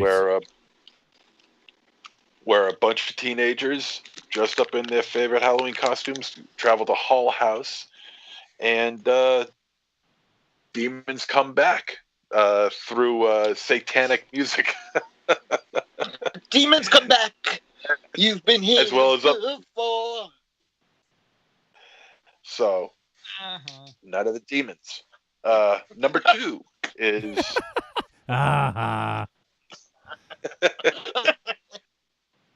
Thank you, partner. I just got it. Yeah. Number 2 is an anthology, but the Halloween scene is in the wraparound. And this is a personal favorite of mine. I'm sure it's a personal favorite of yours. And that would be Creepshow. Oh, and if it wasn't for that pumpkin sitting right in the window at the beginning of the movie, this wouldn't have made the list. But because it's there, it makes the list. And it I have is a different. question. So it's around Halloween. Yes. How do you know that animated segment didn't take place on November 1st and they just didn't take the pumpkin down yet? Well, that's near Halloween, right? Yeah, it's still around Halloween. You said on Halloween. No, I think he said around. I think he said around. On or around. Yeah, he did say around. But we lived at the manor. We had some neighbors who had the Christmas tree out, it's at least like August. All right. Oh, well, we're talking about Halloween. All right, But MZ. thanks for playing. You got one Thanks left? for playing. One left. Wow. I don't And, know which one's going to be because it could be one of two. Well, this one is pretty obvious in my book, especially because it's on I could see it. It's on. Well, it's obvious to you. Yeah, and that is 2007's Trick or Treat. It brings us Sam, the personification of what Halloween is really all about. It's another anthology, wisely with like 4 stories wisely woven together to make one coherent story. It's a brilliant piece of filmmaking, and every town, a lot of towns should have a town like the one that's set in Trick or Treat. It would be great. It would be fantastic. And let's go up to town hall tomorrow, MZ. I'm down for that. I gotta pay my house taxes anyway. It's been 5-6 years, so probably be cheap. We'll just walk up there and let's make it happen. Well, we'll fit you with glasses and nose and a mustache. Okay, maybe a fake beard. Not for nothing, but I have glasses and a mustache and a beard, so we wouldn't need to fake anything. I actually thought you would have Halloween 3 on there because you love it so much. Well, it's part of the Halloween franchise. Oh, well, technically. So see, I found it funny that you were like, outside of the Halloween franchise, when in your mind only one movie would fit into this in the Halloween franchise. Well, he's still right, though. If that's the case, then. Yeah. Yeah. But I mean, he did say the criteria, even though that's not. My personal feelings aside of the Halloween franchise outside of Part 3, it's still the Halloween franchise. You can't get away from that. Doesn't only one of those, well, 2, I guess, depending on how long it stretches past midnight, at least part of 2. But only one of those films happen fully on Halloween. Well, he clarified on or around Halloween, so. Yeah, no, I don't mean that. I mean a Halloween film. Like, like I know the 2 middle ones happen at Halloween time, but there's like H2O and the crappy one happen at Halloween. I would imagine so. See, that's otherwise it wouldn't be called Halloween. It would be called Around Halloween. Yeah, I mean that's my flaw with those films, because just fucking go on a trip. October 25th, get on a plane and don't come back till like November 3rd. Michael Myers would just be standing outside your house and then go away and not come back till next year. Well, that's my thought on the Purge movies. Like, if I knew the Purge was this weekend, I'd be in Canada at Rocky's house.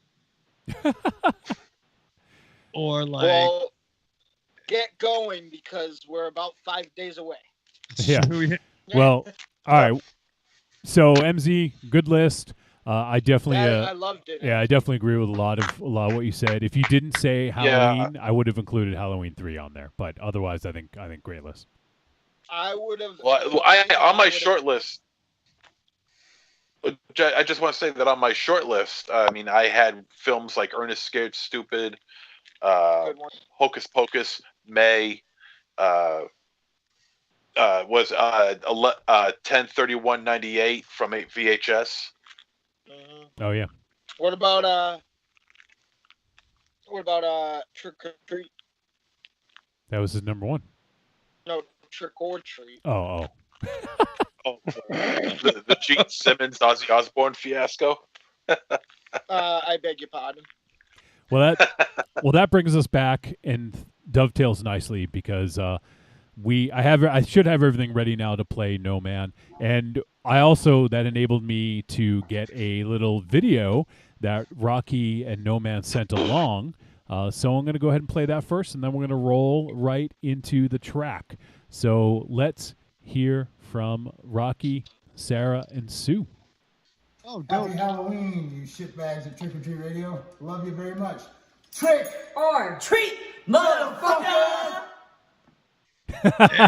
No, all right, that's pretty awesome. Sexy, right? All right, so here we go. Here's some No Man.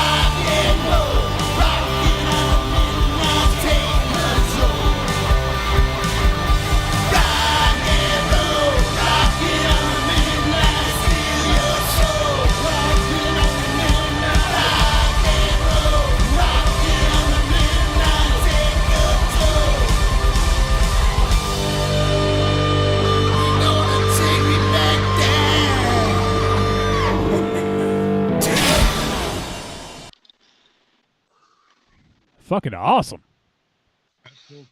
Killer, man. That was awesome. Yeah. Had some good energy to it. Marz, how was the collaboration? Oh, it was great.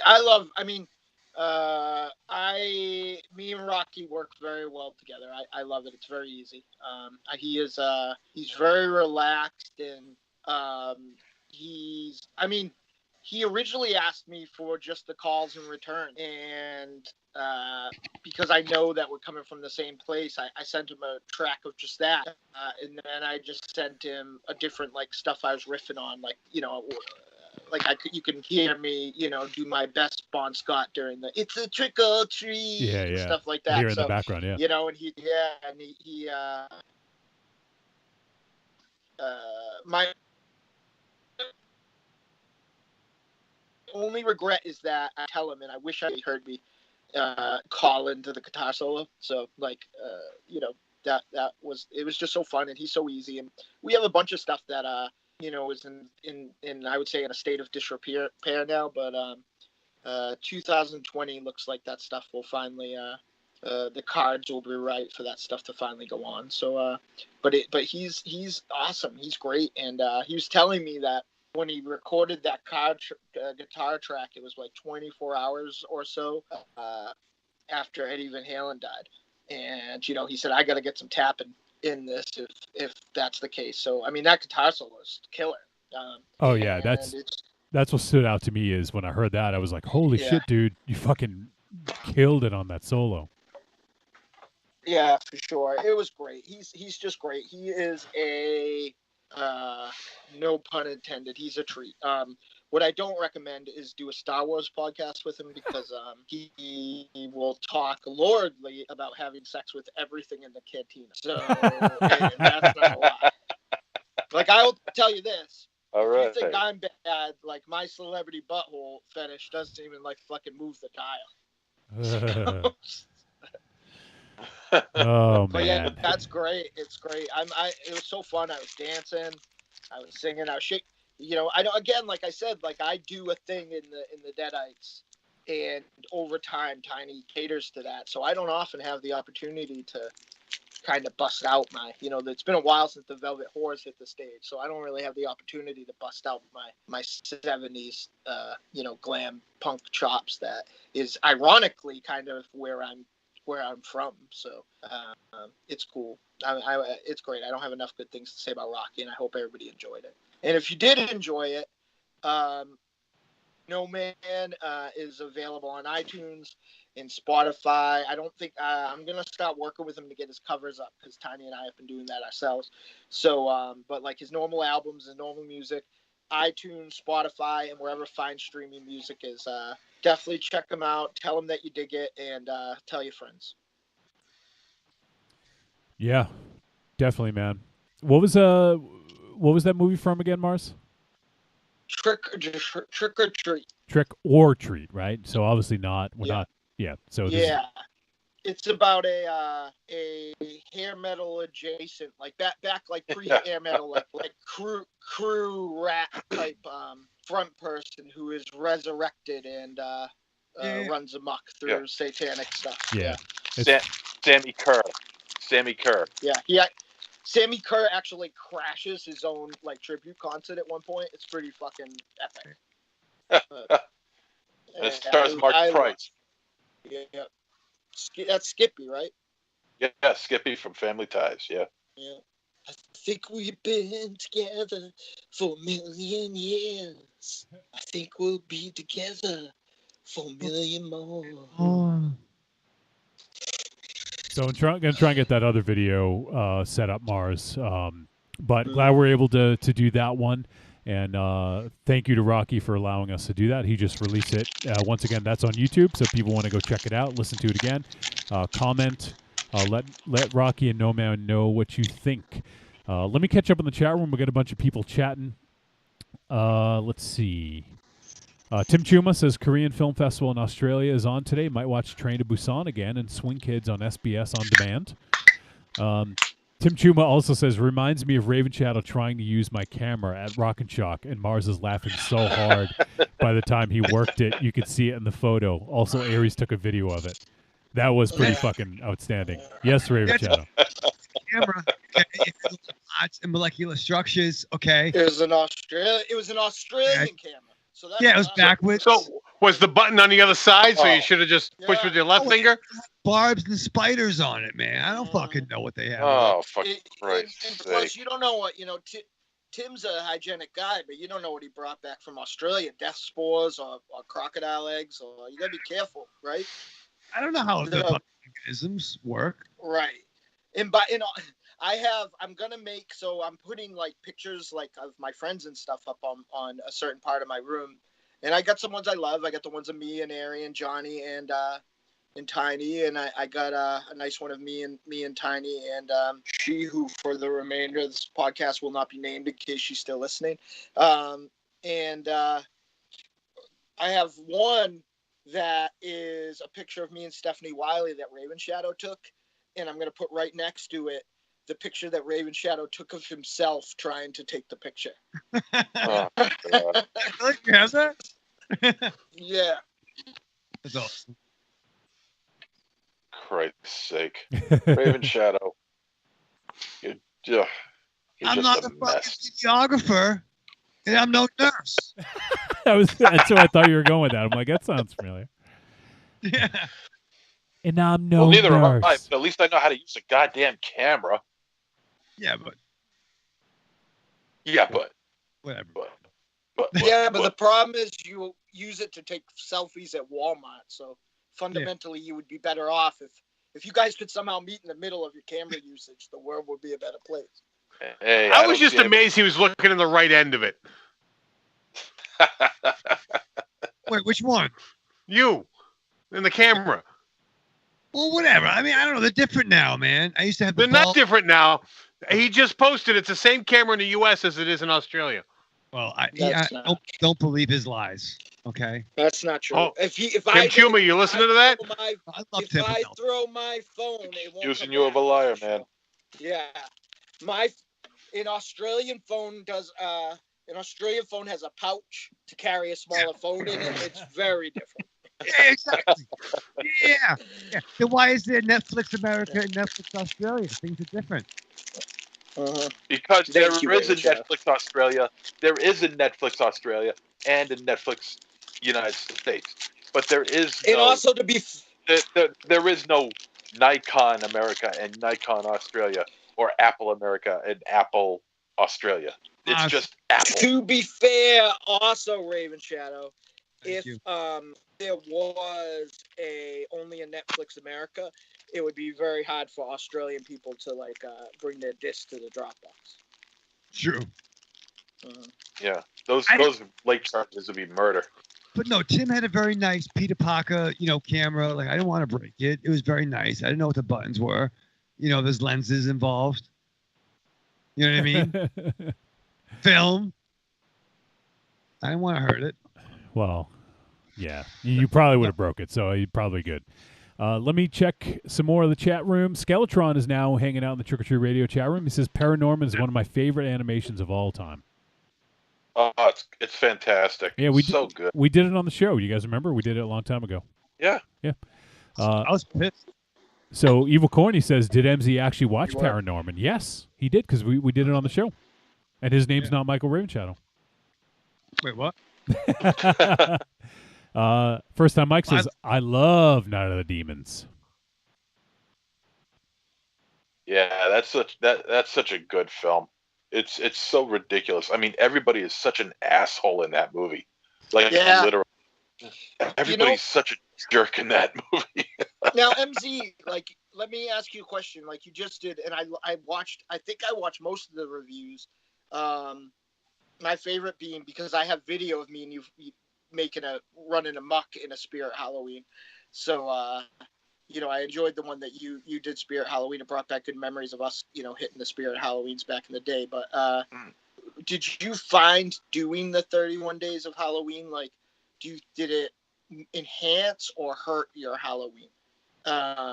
Because I haven't watched a lot of things yet that I didn't watch for 31 days of Halloween. I feel like I kind of missed out on my Halloween a little bit. Now, it was worth it, and I almost feel like that's I watch horror movies all the time, right? But I do feel like it's a little between the snow.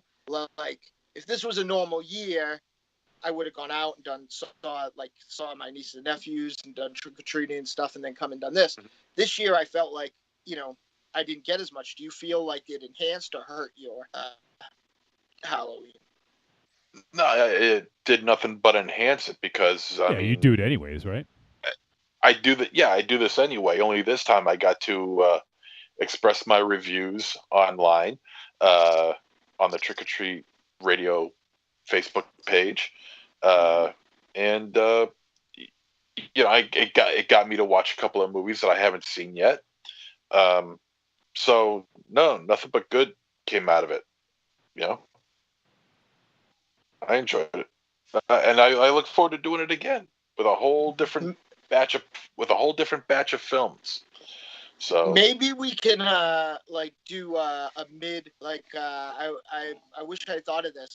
I'll write it down next year. On the 16th, we'll do a joint broadcast and do our favorite stuff so far, favorite films that we've watched so far for it. That'd be fun. Okay. Yeah, I liked having. Know what the weirdest thing, Johnny? We could have used you. Of all the technical problems I had, the two Trick or Treat Radio dudes somehow had the same one, and it's that I couldn't see them. Yeah, I love how that was very convenient. The technical problems that Trick or Treat Radio was having. Didn't want us stealing your glory of showing faces, huh? Well, I mean, I don't know what you mean because like Myra and Wiley, their cameras work, so I'm not positive what you're trying to imply. Their cameras worked fine. No, I didn't think it was actually. I literally just thought that Monster Zero had his camera backwards until it happened to you. No, because I mean, we did it. We did a dry run about maybe 10 minutes before we did the show. Did you say you put a dry rub? No, not a dry rub. No, he had that was 20 minutes before the show. Yeah. I gave myself a dry rub about 20 minutes before the show. Oh God! Stay out of the kitchen. Wow. Knock it off. Friction burn. Do you ever get? Does your special lady friend ever wake up and get mad because you snapped the carrot in bed? No. No. I wish it was. She doesn't get mad. One takes her out. No. I wish. Well, let's put it this way. I wish I had a more colorful story that I was willing to tell you. Willing to tell. Wait. Did I say that? That means that at some point you were racing for the gold, and she woke up and was like, "What's going on?" Racing for the gold. Is it fucking gold rush? Yeah. It's just the Olympics. The Olympics of jerking off. The masturbatory Olympics. It happened. Yeah. You should have seen I came in first and third. Me and MC and Tiny. Like, I mean, if she doesn't wake up from the sound, she probably wakes up from the aftermath. You got to think if Rufus and Ronaldo fill up, that's like that's gonna look like one of those fucking Starburst commercials. Yeah, pretty much. Yeah, it's like those old freshen up gum commercials, where you just pop them and the liquid just pops out. She wakes up to the intro of Hawaii 5-0. MZ's. MZ is just surfing. It's like ocean spray. He's like, my board's ready. So I'm. You at some point have to, maybe not tonight, but at some point you have to tell us that, or otherwise I'm gonna collaborate how that story went and tell people. Oh man! All right, let me catch up on the chat. There's a lot of stuff going on. First time Mike says, "Great song, guys." He's referring to the You and No Man team up. Thanks, man. It's all No Man. Skip says, "Very cool," and we love that. Tony Housen says that song was very nice. High five. Tim Chuma says dancing is still banned in Australia. Have not been to my dance class since last year. We love that. Tony Housen says Michael J. Fox's best buddy from Family Ties was the lead. Oh, and Trick or Treat, right? Yeah. Yeah. Mark Bright. Tim Chuma says I remember seeing a Red Letter Media. It was on. Macaulay Culkin is not as bad as a guest on that show. Let's see. Tim Chuma also says, given some Australian music updates, new Midnight Oil album is out this week. Nice. We love that Tony Housen says dry rub rabid.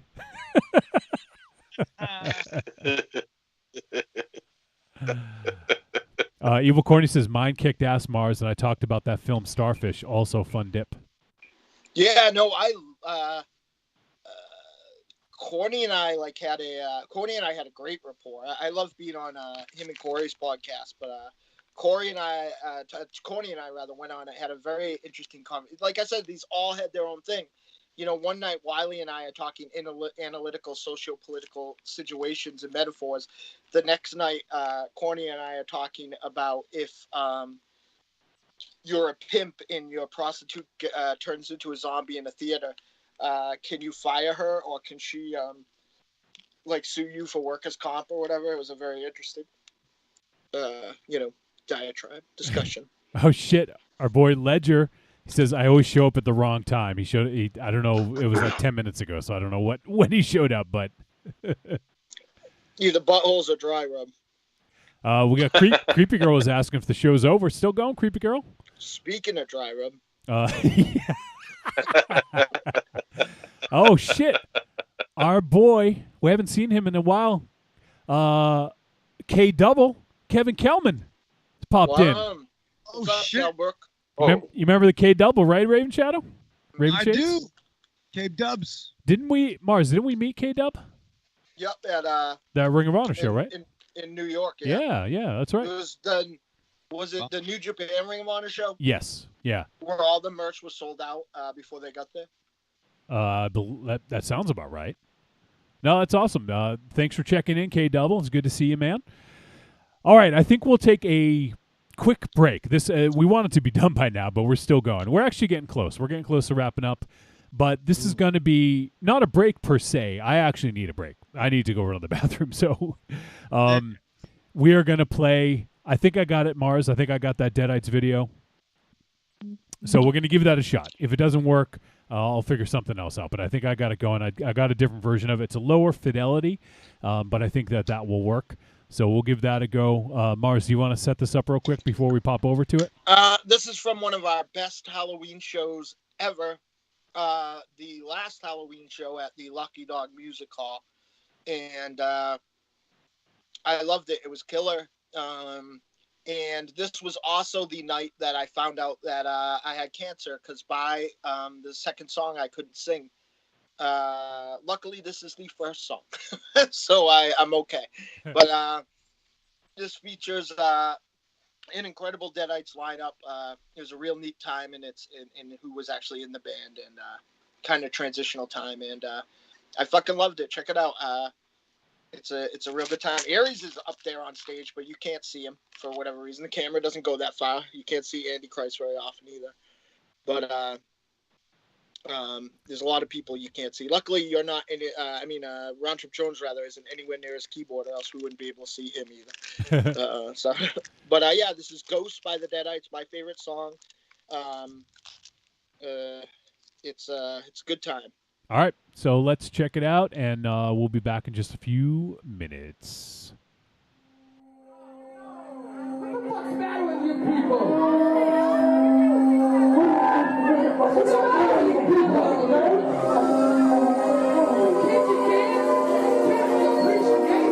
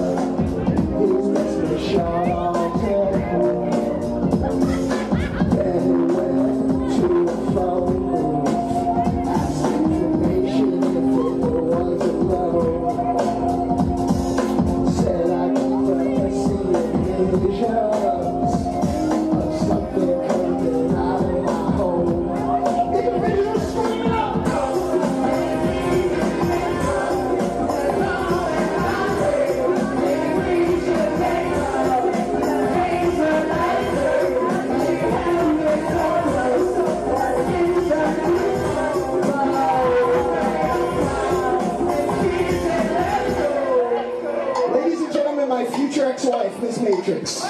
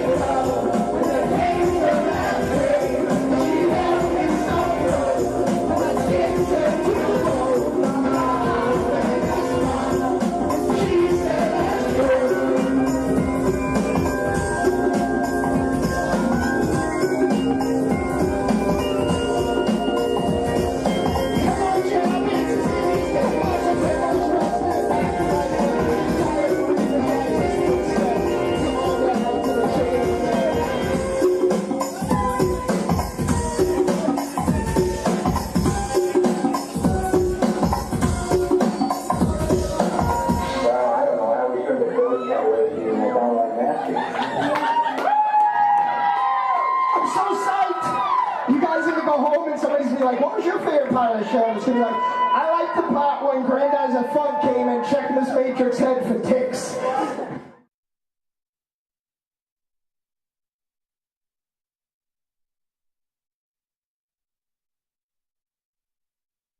Good. No, that was awesome. How's that for timing? That was awesome. Yeah. I almost missed it. I could tell how much you liked it because you all left. I was just here alone watching my own video. Oh, I've seen that Did you video. lay down because you weren't there? Yeah. I hope you had a hell of a piss, Wolfie. I got some Oreos. I needed something that resembled candy, so I've coconut caramel. Oreos. Yep. Nice. So that was filmed and put together by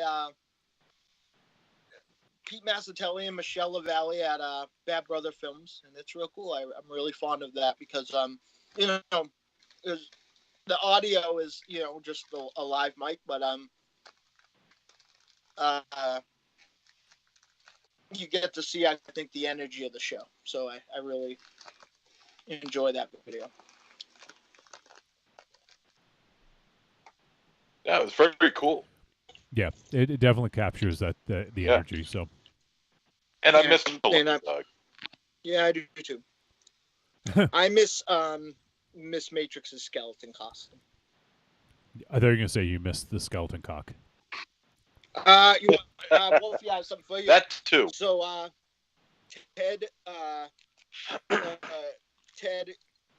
from the Cove sent me a picture of the bar he's working at now.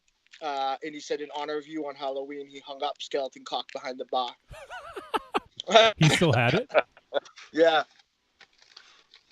That's ridiculous. I couldn't go. I was that was like a death in the family for me. I couldn't say goodbye to that room. I had so many good and bad and sweet and fun and debaucherous, times. Like it was so many great shows, so many great friends. Well, I'm just amazed he was able to find it because every year we could never find that damn thing in the basement. Like last minute, we were like, "Oh, forgot skeleton cock." And for those who don't know, skeleton cock was like this. Was like a shadow box. I don't know what would you call it. You guys, yeah. So there was like a coffin with like a skeleton on the inside and a light shining out, so you could see the shadow of it in the coffin sort of box. And was it Tiny that did it, or who put? It was Tiny and Silica. Okay, so they cut out a huge giant cock and put it on the skeleton. But the best thing is that the hips sway back and forth, so the cock swayed back and forth along with it.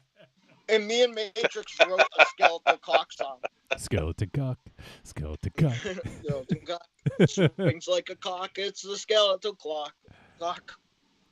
Tim Chuma says, is there any footage of MZ as Chow Daddy? There's pictures. I have pictures. Yes. There's pictures, yeah.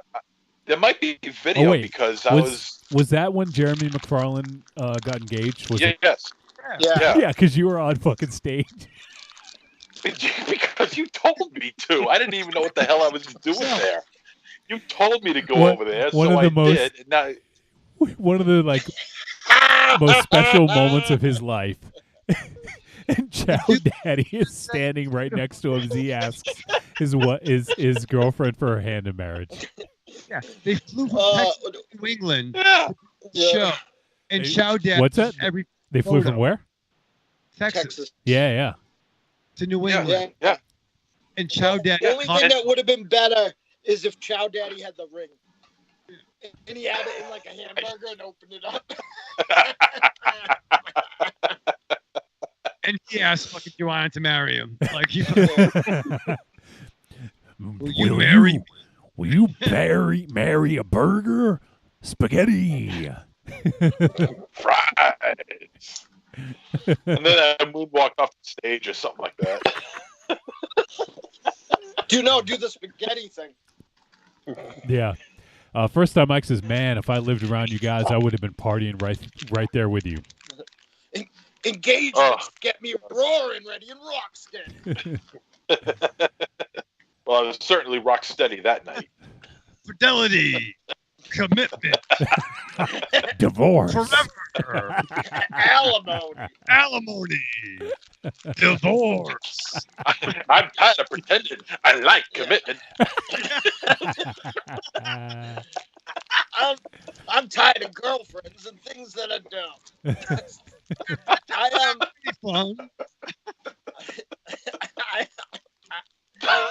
You know what would have been even better if Chow Daddy was like a Japanese movie curse for them, like, and they were enjoying their honeymoon, and Chow Daddy was at the edge of the bed, and like comes out.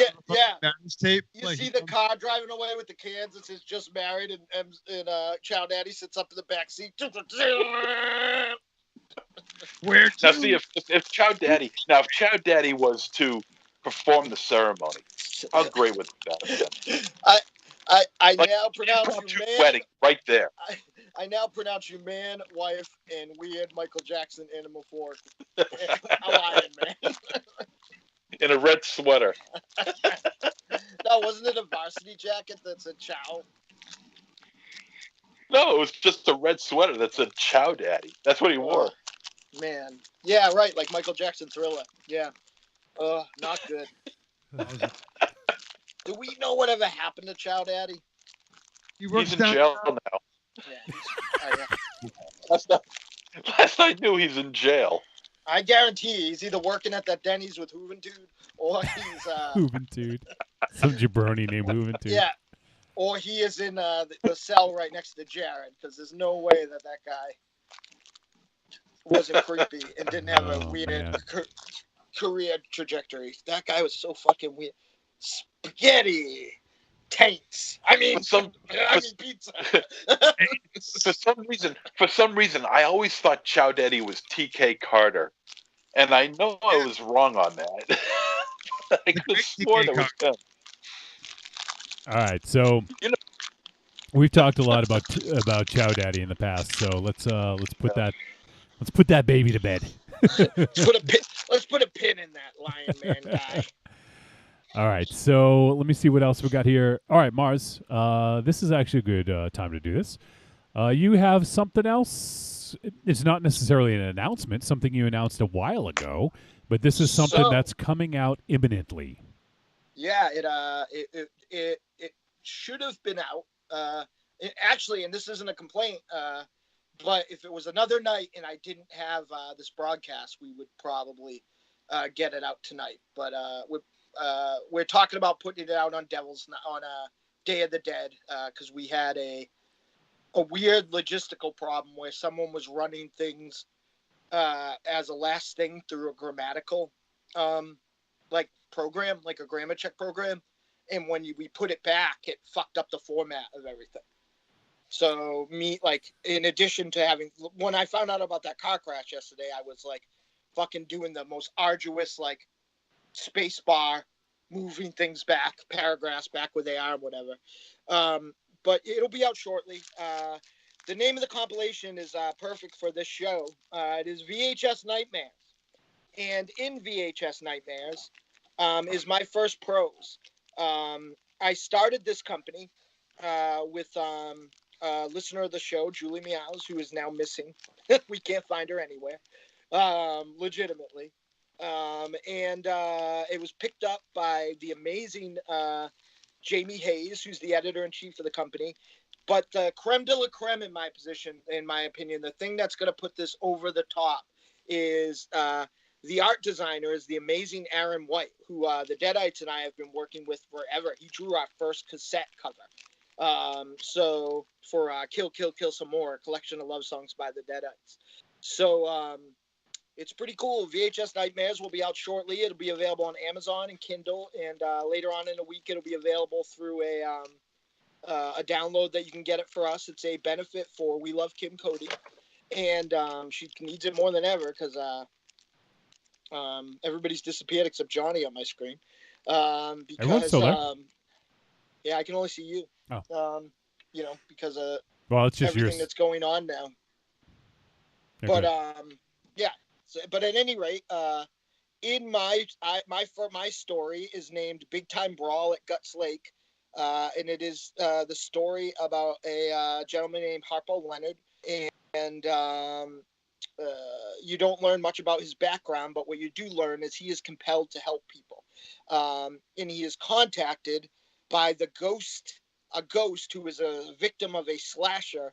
And she comes to get help because the slasher is back and running amok on a camp. This is also an origin story of a female character called the Executioner, as she gets her powers and is the antibody of the universe for monsters, and she's taking down the patriarchy of the monster world.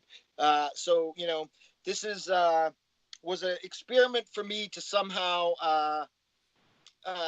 blend the men's adventure I grew up with kind of a feminist manifesto at the end. So I hope everybody likes it. And the reading that I've presented here is from the cold open. I did like a James Bond style cold open. So there it is. All right. No, it's not actually. I changed it. It's from it's the first thing. When you open the book, this is what you'll read. And if you like it, you'll read more. So. All right, cool. So here is an excerpt from VHS Nightmares, which is soon to be released, written and read by Dynamo Marz. Camp Belmont, Leicester, Massachusetts,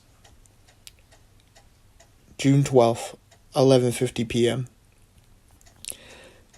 Exterior, Camp Guts, night. We open on a woman running through the woods. Her bare feet are being scratched by the harsh forest floor. The oppressive rain makes her sheer negligee almost invisible. Well, that's stupid. Kyle looked at Kelly like she had said something racist. Forget it. Kelly waved him off and began to walk ahead of him. It was cold and wet, and she still had a lot to do before the campers got here tomorrow. And quite frankly, she didn't have the bandwidth for her boyfriend's delusions of Tarantinoism. Harsh forest floor. She bit her lip.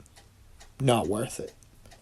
Hey, squeaked Kyle as he began to gallop behind sideways so that he could face her as they walked. I'm not saying I don't want your feedback. I just didn't expect it 11 words in. Her eye roll game was strong, but she resisted the urge. Why the hell would she be wearing a negligee? She's a camp counselor, not a Victoria's Secret model, she said in a tone that emphasized she shouldn't have to be saying it at all. Kyle stopped. Come on, Kelly, you've seen these things. That's just the way they are. A little blood, a little titillation. Kelly had a lot she wanted to say to Kyle. A lot of this should be relationship ending. Walking through the woods the night before the first day of camp was probably not the place, but she was angry that he had dragged her out here in the middle of the night to show her whatever he had found. She decided that this was justification enough to at least take a shot at his writing skills. As she marched through, she decided his lack of originality would be her target, but she needed the right word. As they walked, he rattled on about throwbacks and synthwave covers. All the while, she searched for the proper word. Something to the point, but not too devastating. Nothing crude or emasculating. A short and sweet conversation. Something that would shut him up. Something that would shut him up for 5 minutes. Hack, rip off. They came to a slight break in the trees, a small clearing about the size of a cabin. It was totally devoid of any foliage or even leaves. Though it was a dark night, the moon was somehow illuminating this small patch of land as if someone had flipped on a light switch. Towards the far end, there was a ditch with a small cross fashioned from 2 sticks held together by some ragged hemp. She hardly noticed him mumbling something about, "Not right, this isn't how." And now he's fucking with me. She never understood why men thought scaring the shit out of women could equal penetration, but this was one asshole who was about to hit a terrible dry spell. "Kyle," she said, clenching her fist, "I don't know what you thought was going to happen dragging me out here. I'm going home, and I don't want to hear another thing about your movie ideas. They're sexist and you're..." She spun just in time to see a large 7'7" man with a skull face tear her boyfriend in half. He was head to toe muscle. His uncovered torso was covered in scars that made his upper body look more like a puzzle than a person. The behemoth wore torn pants that frayed unevenly around his upper calf with a belt fashioned from what looked like an old toe chain. Skullface threw Kyle over his shoulder with a lack of effort that reminded her of an absurd old cartoon. Her last living thought was that something so big, so strong, shouldn't move so fast. She just got the word out. Plagiarist. There you go. Dynamo Marz. Thank you. So that's awesome, man. So it's, that's great. You know, like it's somebody who read it said that my story is if Rob Zombie made an Avengers movie. So you know, it has the character Harpo Leonard is basically, imagine a character whom, if the Joker say, got reset by an angel, and he realized, I'm a terrible fucking person, and he went into hiding in a small town. But part of his new blessing is that in a penance, he has to help anyone who asks him for help. Whether it's with the groceries, bringing the groceries in, or traveling across the state to fight a giant skullface slasher. He's obliged to help. So. Very cool, man. So that will be coming out soon, and when it's available, where can folks? Like obviously they search for VHS Nightmares. They can find it on Kindle, on Amazon. There would be we don't have a website because we're, you know, there's a discussion of the relevancy of that. It's basically two old guys and a young woman, and we can't, like, you know, but we are going to have some sort of a proxy thing when we get our web storefront. But it's going to be a lot of links to Amazon. You can get on Kindle, and I'm hoping, and you guys hopefully will be involved in this, that by the end of the year, at least my story, there'll be an audio version of it. So, but I'm the worst writer in there. There are incredible stories. There are two great stories by Aaron White. There are incredible stories by Steve Van Sampson, Rob Smalls, Stacey Logone, Julie Meows, the absent person. Oh, you were able to get a story? Yeah, wait, I had it all along. Jamie Hayes, who someday you guys are going to be hearing about in a big way. She has, as Alex Shelley used to say, talent on loan from God. And, you know, and Aaron White, again, did a great job with it. There is some dude named Christopher Karen has a story in it. I don't know if he reminds it. And there's a lot of people we know. I know I'm forgetting people. There's somebody who I'm trying to think of people who would be known to the show. I mean, Steve Van Sampson had been on. Yep. Alexander James from Haunting TV fame, who we haven't had on a while, but is a big friend of the show. There's a lot of cool people in there. It is 200 and something pages long. Finish that candy bars. It's making too much noise. Oh no, I'm sorry. It's not. It's I'm pulling. So I have a tablecloth on this thing. I'm pulling on it, and it's whatever it is fucking annoying the shit out of me. Yeah, I can't. I haven't scolded you in a while. I had to. Yeah. So yeah. So anyway, you know, there are amazing people as part of this book, and it's for a good cause. You know, all the proceeds are going after Amazon gets its cut. Are going to go to I Love Kim Cody, and if you want all of them, just wait a few days for our web 12 Gauge Calhoun is going to help us set up our own like little web portal thing, and when that happens, you know, you'll be able to, and it's very simple. You put your information in. The way this thing is set up that we're working on, it's like an MP3 or something like that. You know, you don't have to wait for somebody to mail you a file. You put your information in, your email. Anybody uses Bandcamp, it's just like that, and they send a file. So cool. I'm pretty excited. Yeah, that's awesome, man.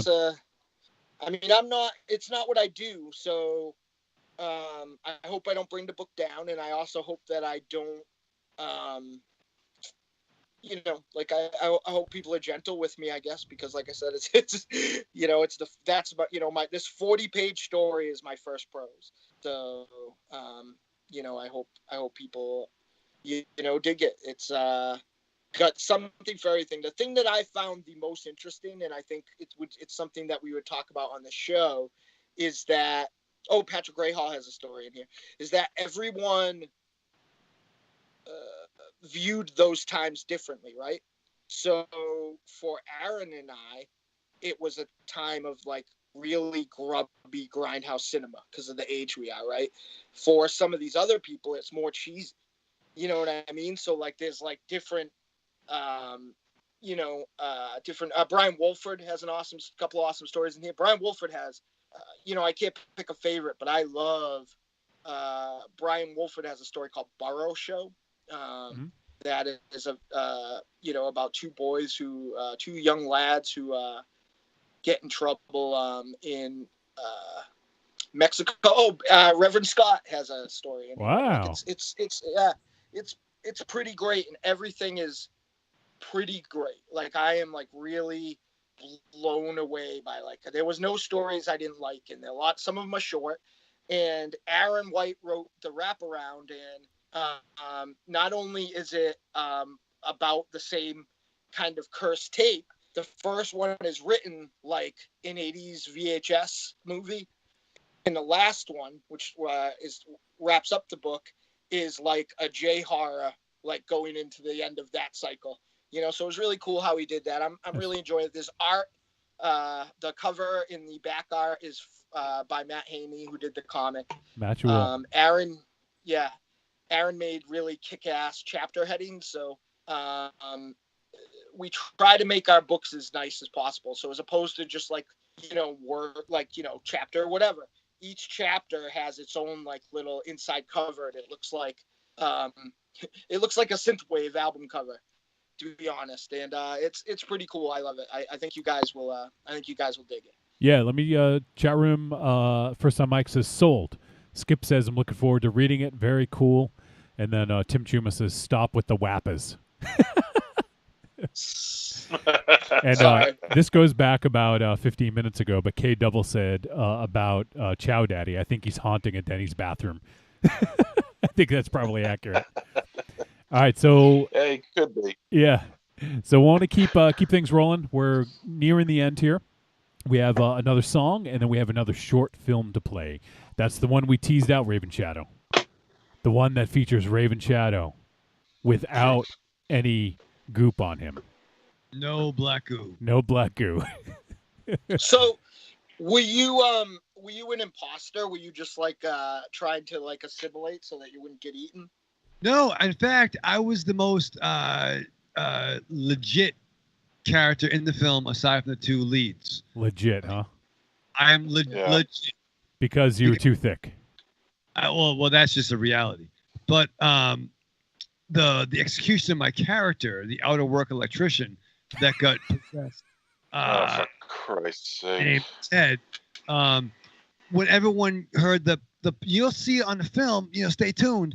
But when the sound goes off, everyone gets the fucking commotion. Everyone's wearing their fucking lapacas in their jackets and their galoshes. But I'm just wearing a thermal.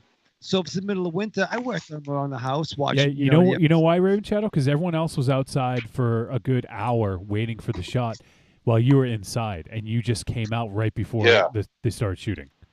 Don't act like you were some fucking hero because you weren't. Yeah. I was in Tony Blinkhorn's trailer, okay? And so you know. And all right. Who bumped into the starlet over and over there? Was that MZ? That was MZ. Yeah, he went to business Good for work, himself. MZ. Yeah, MZ went to business for himself, and because he did it once, Blinkhorn made him do it every time because he had to keep consistency. So you knew that too, MZ. That's harassment, brother. I would have broken character if I just like swerved around her. That wouldn't have worked. She probably would have broke your nose if there had to be one more take. Yeah, she would have got a restraining order if there was one more take. Who was that again? Diana Porter. Oh no, yeah, you don't want to. Yeah, don't do that. She's a nice lady. I only met her at a festival. Tim Chuma called Raven Shadow a fake shemp. Yep, he is. That's fair. All right, so next we're going to play a tune. This is from our good friend, old friend of the show. I think we've known him actually since the beginning of Trick or Treat Radio. We met him. Close. Yeah, no. 2012? 2012, yeah. We actually met him basically around the time we started the show, I believe, or roughly about the same time. And He warmed up the stage for us in that video we just watched. yeah, that's right. Yep. And that is our buddy Jim Smith from Teal, who Jim has been a great friend and awesome fucking dude. Stop it. Stop it. Stop it. I'm going to put something else in your hand. No, It's don't not do in that. my hand. It's just Don't do that. You're gonna hear the equal amount of noise. no more drug. You're gonna hear the same noise. I'm getting old. It sounds like I'm fucking get ready to take my turn at Yahtzee when I do that. Oh, Jesus. All right, so first, he sent us a little message. I wanted him to kind of talk up about where people could get the new album because he has a new EP out called Phenomenon. So I wanted folks to hear from Jim himself. So let's do that. Let's cut to Jim, a quick little message, and then we're going to play the newest video. MZ, you've seen the movie Fire in the Sky, right? I believe I have. The song, you believe. I have. Do we Okay, really thank have you. to? All right, well, this song is inspired by that movie. Okay. So, without further ado, let's check out, let's hear from Jim Smith, and then we're going to listen to his track, Phenomenon, and we'll be right back after that. What's going on, ghouls, goblins, and trick-or-treaters? Teal here. Just want to let you guys know I got a brand new EP and a t-shirt to go along with it out called Phenomenon. So if you're into UFOs and scary synthesizers, check it out. New instrumental album called Phenomenon from Teal. So head over to teal.bandcamp.com. That's TEEEL.bandcamp.com. You can pick up the shirt and it comes with the download of the new EP. Rock on, and thanks again, trick-or-treaters.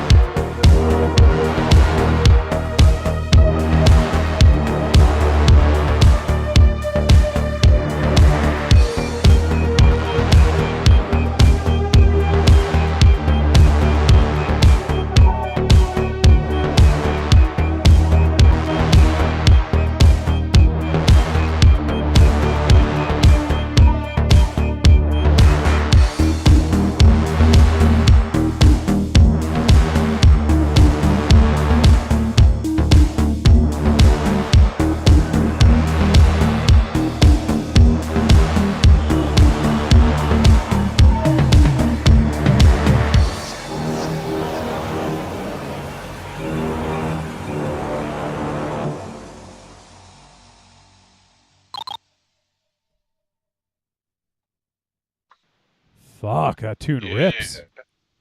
Yeah. Oh, God man. damn, dude. So fucking good. Tell you, never disappoint. They Uh, never disappoint. No, that's so good. Big thanks to Jim Smith of Teal for allowing us to play his new video, Phenomenon. And everyone go check out the EP. And he's got the T-shirts available as well with the. It's if you guys are watching the live feed, it's the image I showed right before the video played.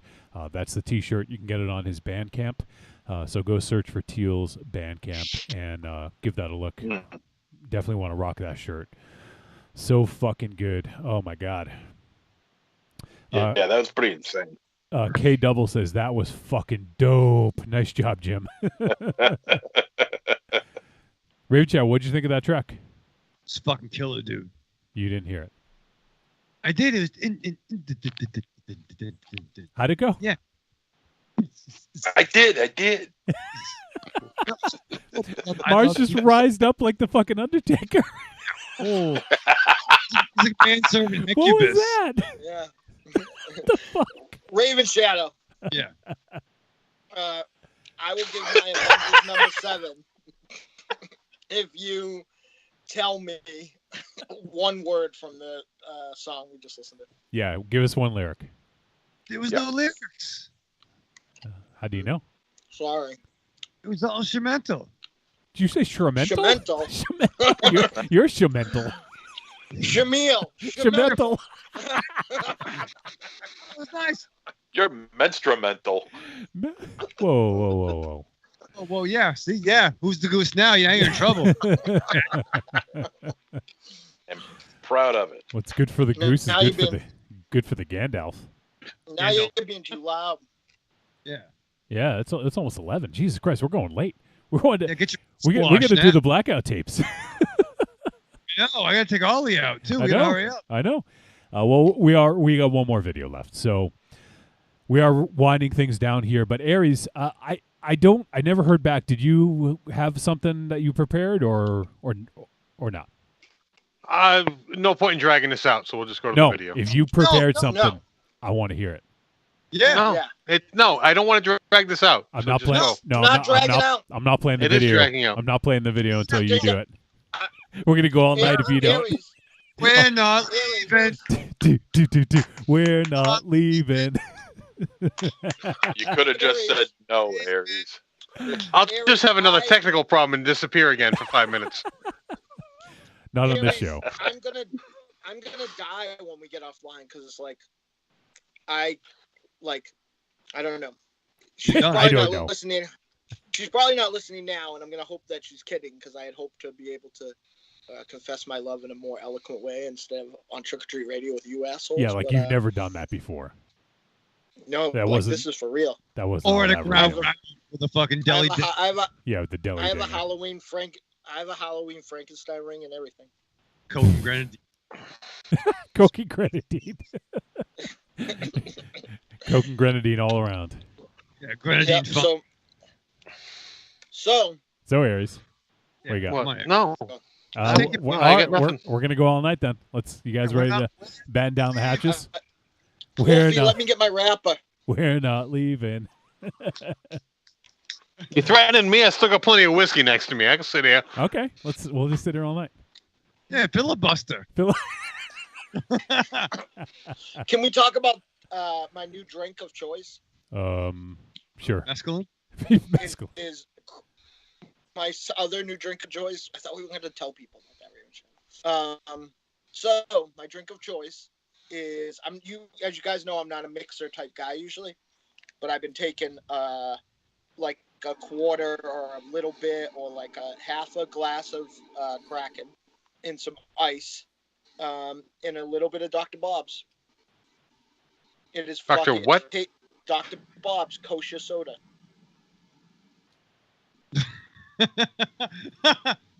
That's Dr.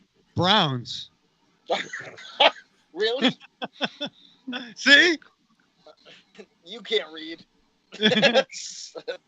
Why I can read that, but I can't read my own text. Yeah. K Double did a fight forever chant in the chat room. Aries, all right, so come on. Aries. Here's up. But come on, don't make us beg you. We'll keep calling you. We'll make you feel guilty. Yeah. Was this one of those instances where you didn't have something and you figured well, I was gonna do something? You pulled a Raven Shadow.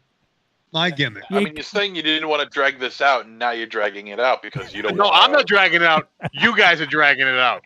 Come on. Or we're gonna continue to drag it out until you do your segment. Aries, I'll take my shirt off if you don't. All right. Let's do it, Aries. Come on. Yeah. Oh, Tim Chuma saying, "Come on, Aries." Yeah, the bottoms are next. All right, you know what? Yeah, welcome to the disappointment. Okay. Let me see if I can. Yeah, no, my phone's not working. Right. Work it out. Yeah. God. Halloween. All right, so I decided I'd pick 5 Halloween special cartoons. Oh, that's awesome. Okay. All right, so number 5, Garfield in Disguise. Yeah. All right. Yep. I am a big fan of Garfield. I am apparently a soccer mom from the mid '80s. Yep. Because apparently only women like Garfield. I was so hurt when I found that out when I grew up loving Garfield. Garfield is awesome. That Garfield special has the same story as The Fog. All right. So number 4, I was unaware of that this was actually a special. I was familiar with these segments as shorts throughout my youth, but apparently they were put in a collection and made a special. Bugs Bunny Halloween special. Huh. It's just a collection of all the Halloween-esque shorts that okay. you knew throughout the years. You know, I watched this to make sure I knew what I was putting on the list, and it's everything you just knew. You know, the big red monster, the witch, all those just put in, and no real order. It was just I say order. They kept on cutting in and out of scenes throughout the whole thing. And it was very, very weird how they did it. A little bit of history that was named during the Halloween special namer strike. So that's why it's got such a generic name. Bugs Bunny Halloween. All right. No Halloween cartoon list is complete without It's a Great Pumpkin, Charlie Brown. Yes. It is a classic. It is a good story. So I couldn't make a list of cartoons and not put that on there. Next, not a cartoon, but it is animation. Claymation Comedy of Horror Show. I don't know if you guys remember this. When I did a little research to do my list, and this popped up, and I was like, wait a second, that vaguely seems familiar. It is a claymation, obviously in the title, back from the early 90s. The person who did it, the name escapes me right now, he did a series of different claymations, and this was the Halloween version of this. This is a pig and a snail go on a quest to find a Frankenstein-esque monster. It is absolutely absurd. The claymation is amazing. If you love claymation, check this out. If you hate claymation, this isn't going to turn you, because it is not run of the mill, but just outstanding claymation, but not something that's going to turn someone. Like shit. What? Pardon? Grommet shit. It's kind of like that, but this is before that. Cool.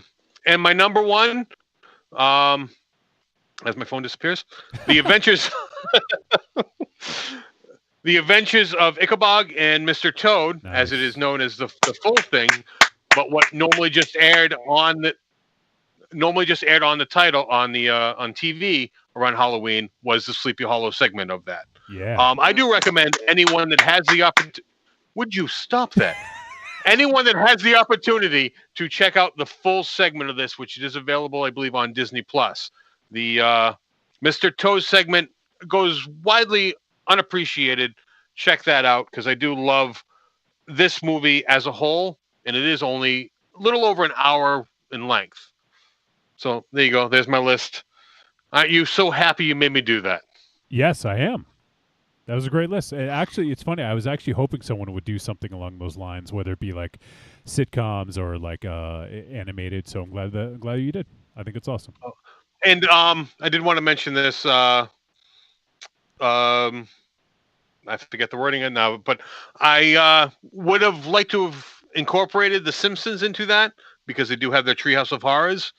But to pick one episode of that to clear in this list would have just taken far too long. So that's honorable mention. Treehouse of Horrors. All right. So in the chat room, there's some feedback. Let's see. Oh, Evil Corny says, I'll turn the screen off and go to sleep if Mars takes that shirt off. Evil Corny says, I like Garfield and lasagna too. Tim Chuma, a lot of the Looney Tunes stuff got played a lot in Australia. I had the Looney Tunes box set I imported, but I sold it to come to Rock and Shock. Aw, man. Sorry. And Tim Chuma says, was a great list. So you got some good feedback there, Aries. That was a good list. I appreciate you putting that together. And I'm glad that you did it. All right, so we're kind of winding things down here. We got, let me just make sure. I think it's just the one more thing. Yep. So we got played that. Yep. One more thing. We made it, guys. We got one more. This is, I guess, in a sense, our main event. Because not only does it feature myself, MZ, and Raven Shadow, and cameo roles. You're not going to see, us close up. Also, it features the voice of El Goro. His voice is very prominent in it, and so with that, had to make it the main event. No, certainly nothing against all the other amazing artists that came prior, but I wanted to hype this up and play this for the people who hadn't seen it yet. It's such a great movie, such a great short. Blinkhorn should be making films, and available on like VOD or in theaters or whatever. He's really fucking good, right, Raven Shadow? You want to say something? Oh, he's the fucking shit, man. He's El Dopo. Wait, did you say he's the shit man? He is the shit man. The pussy man, Greg Shipman. Is that like No Man? He's the master Kinda. of the long bum. He's the good, master yeah. of the long bum. Yeah, exactly. He is. All right, so we are going to now check out Jared Blinkhorn's Signal to Noise. This is such a great short. I hope you guys, if you haven't already, turn the lights down. All right, I'll give you a moment. Turn the lights down. Get ready to watch this fucking short. It's amazing. And then we're going to come back and we're going to say our goodbyes. All right? So everyone now... Oh, Mars is doing the Undertaker thing again. What the fuck is that? He just sits up like the Undertaker. Okay, bye. He doesn't want to see it because we're in it. Mars couldn't make it that day. He was actually supposed to be in it, but he couldn't make it that day. So maybe... You said turn off the lights, so you got up and turned off the lights. Oh, I thought to be fair, it's actually getting in the zone. You are getting in the zone. I thought you were actually. I thought you were getting mad, Mars, because you were supposed to be in this. He's muted. I was. Oh. Yeah, well, you were supposed to be in this, chewing. But you had something to do that day. I hope it must have been awesome. No, I think something bad happened. I think you weren't able to make it because something bad happened or something like that. But I remember we were all supposed to go, and you were supposed to come with us. But then you're like, sorry guys, I can't make it. Whatever came up. So, but all right. Without further ado, here is Signal to Noise from our buddy Jar Jar Blink's Jarrett Blinkhorn. And don't blink because you might miss me, MZ, or Raven Shadow. But we're at the end after the credits. Yeah, authorities pay attention for the pending assault charge. Yeah, the assault charge, the restraining order, and also this is kind of Blinkhorn was inspired to write this after the last election, so keep that in mind as you're watching it. Here is Signal to Noise from Jarrett Blinkhorn.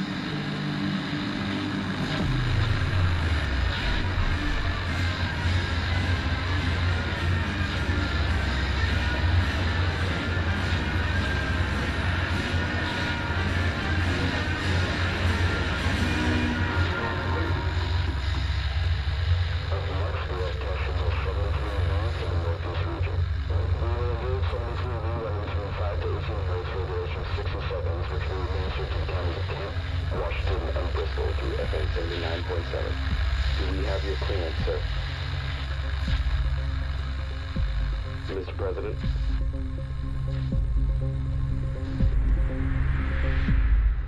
Proceed.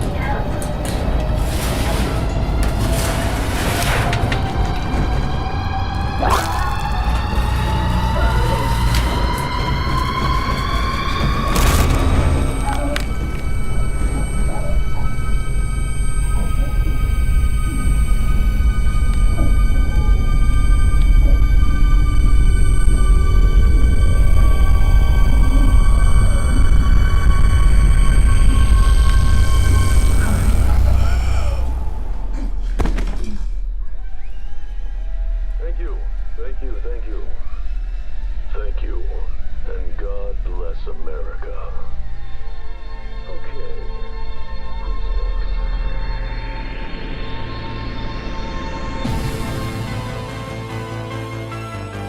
We're getting reports of mass hysteria spanning across several states and weeks. Some will speculate that this is being an act of terrorism, while others believe it to be a hoax. This is exactly what we were warned about time and time again. And for you to assume the president was anyway involved in an attack on We must pray more times of trouble. We have to reach our hands. Understand there is a large gathering of the infected outside of the White House. Quarantine has been set up around the perimeter and on food. What I'm asking is, what are you going to do?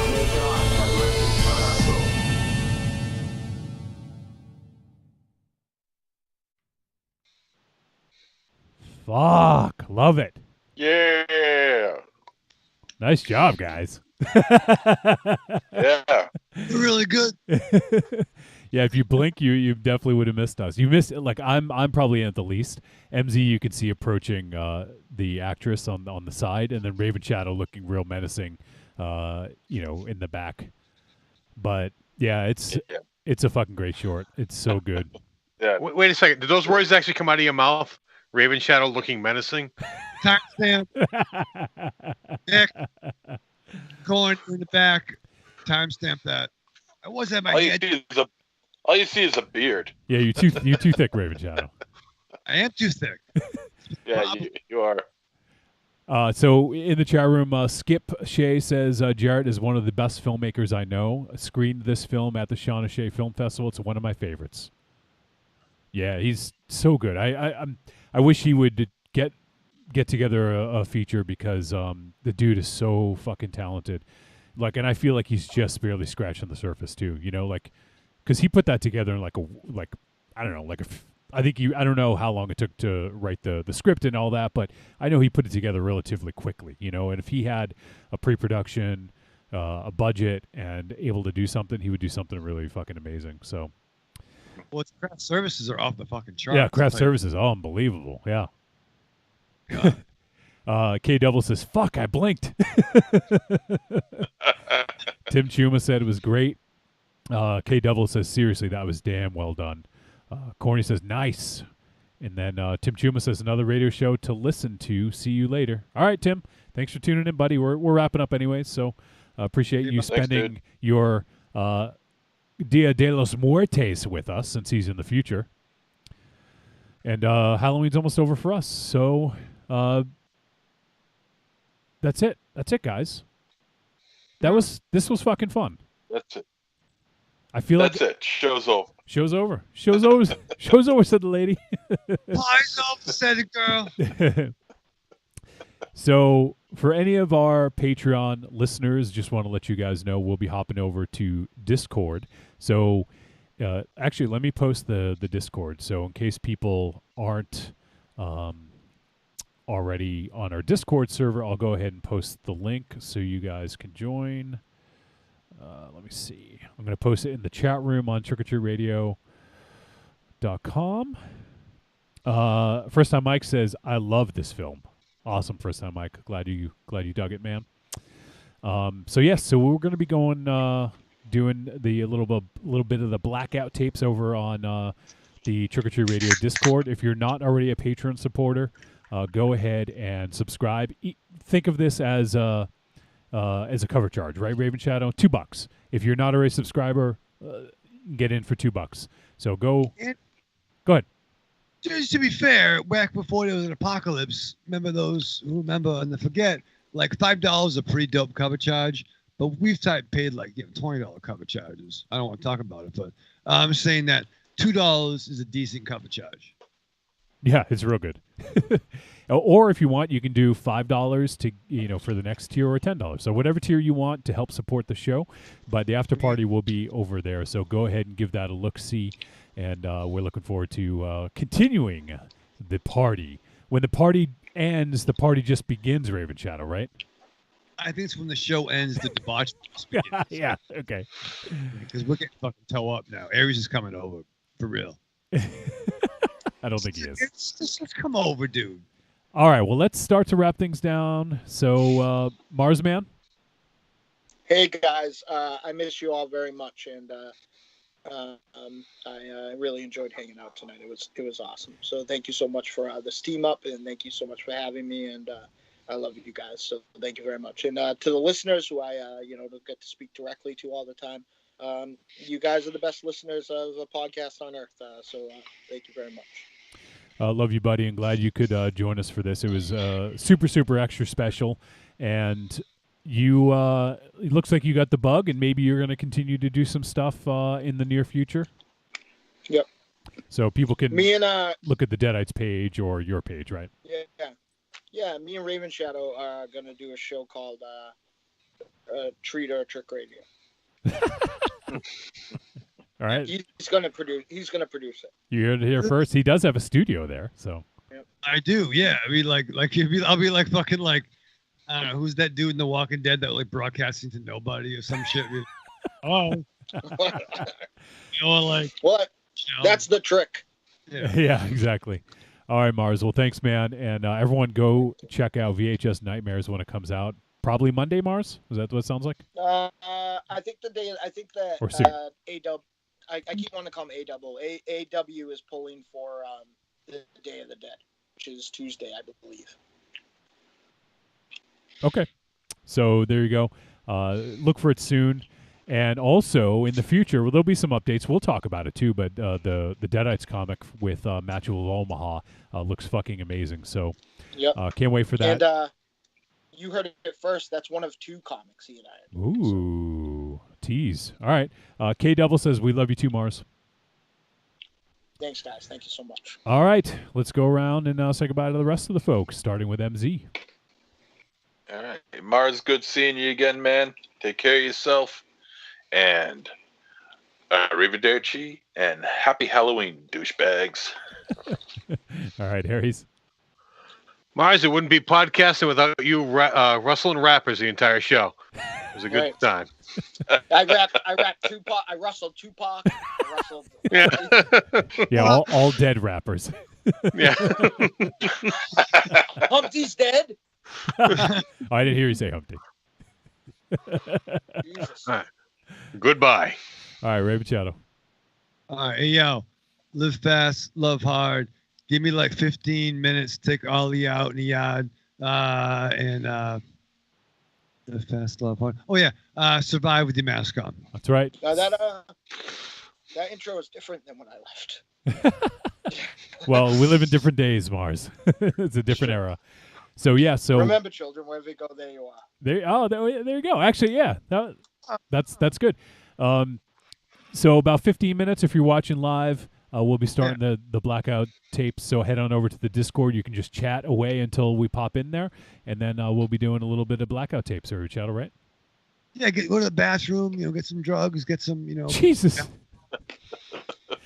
Well, I'm getting some drugs. Everyone's got to go down to the bathtub and get their beer out of the bathtub. I'll see you guys in the bathroom. We'll be down there. We'll get in toe up. Maybe get Mary in there. And We're gonna get married in your bathroom. Yeah, what? Yeah, Nice. fucking to flush through a spot. I don't know. All right. No So sense. I have so many people to thank. Let me quickly go through. First of all, I want to thank Jarrett Blinkhorn for allowing us to play 2 of his shorts. Huge thanks to Skeletron, to Skip Shea, to Jim Smith from Teal, to my boy Rocky and No Man, and also to Matt Haney, Matthew of Omaha, for getting that art together and getting that thing together so we could get that big, awesome reveal. Also, all the folks that Dynamo's working with over at the VHS Nightmares. That's some great stuff going on over there. Let me get the list of folks who submitted for that video for the intro. I just need a second because, I'll forget someone if I don't. So let me just quickly pull that up. But I appreciate everyone who sent that in and took the time. Everybody took time out of their day and got it to me quick. I got everyone the lines a little bit later than I wanted to.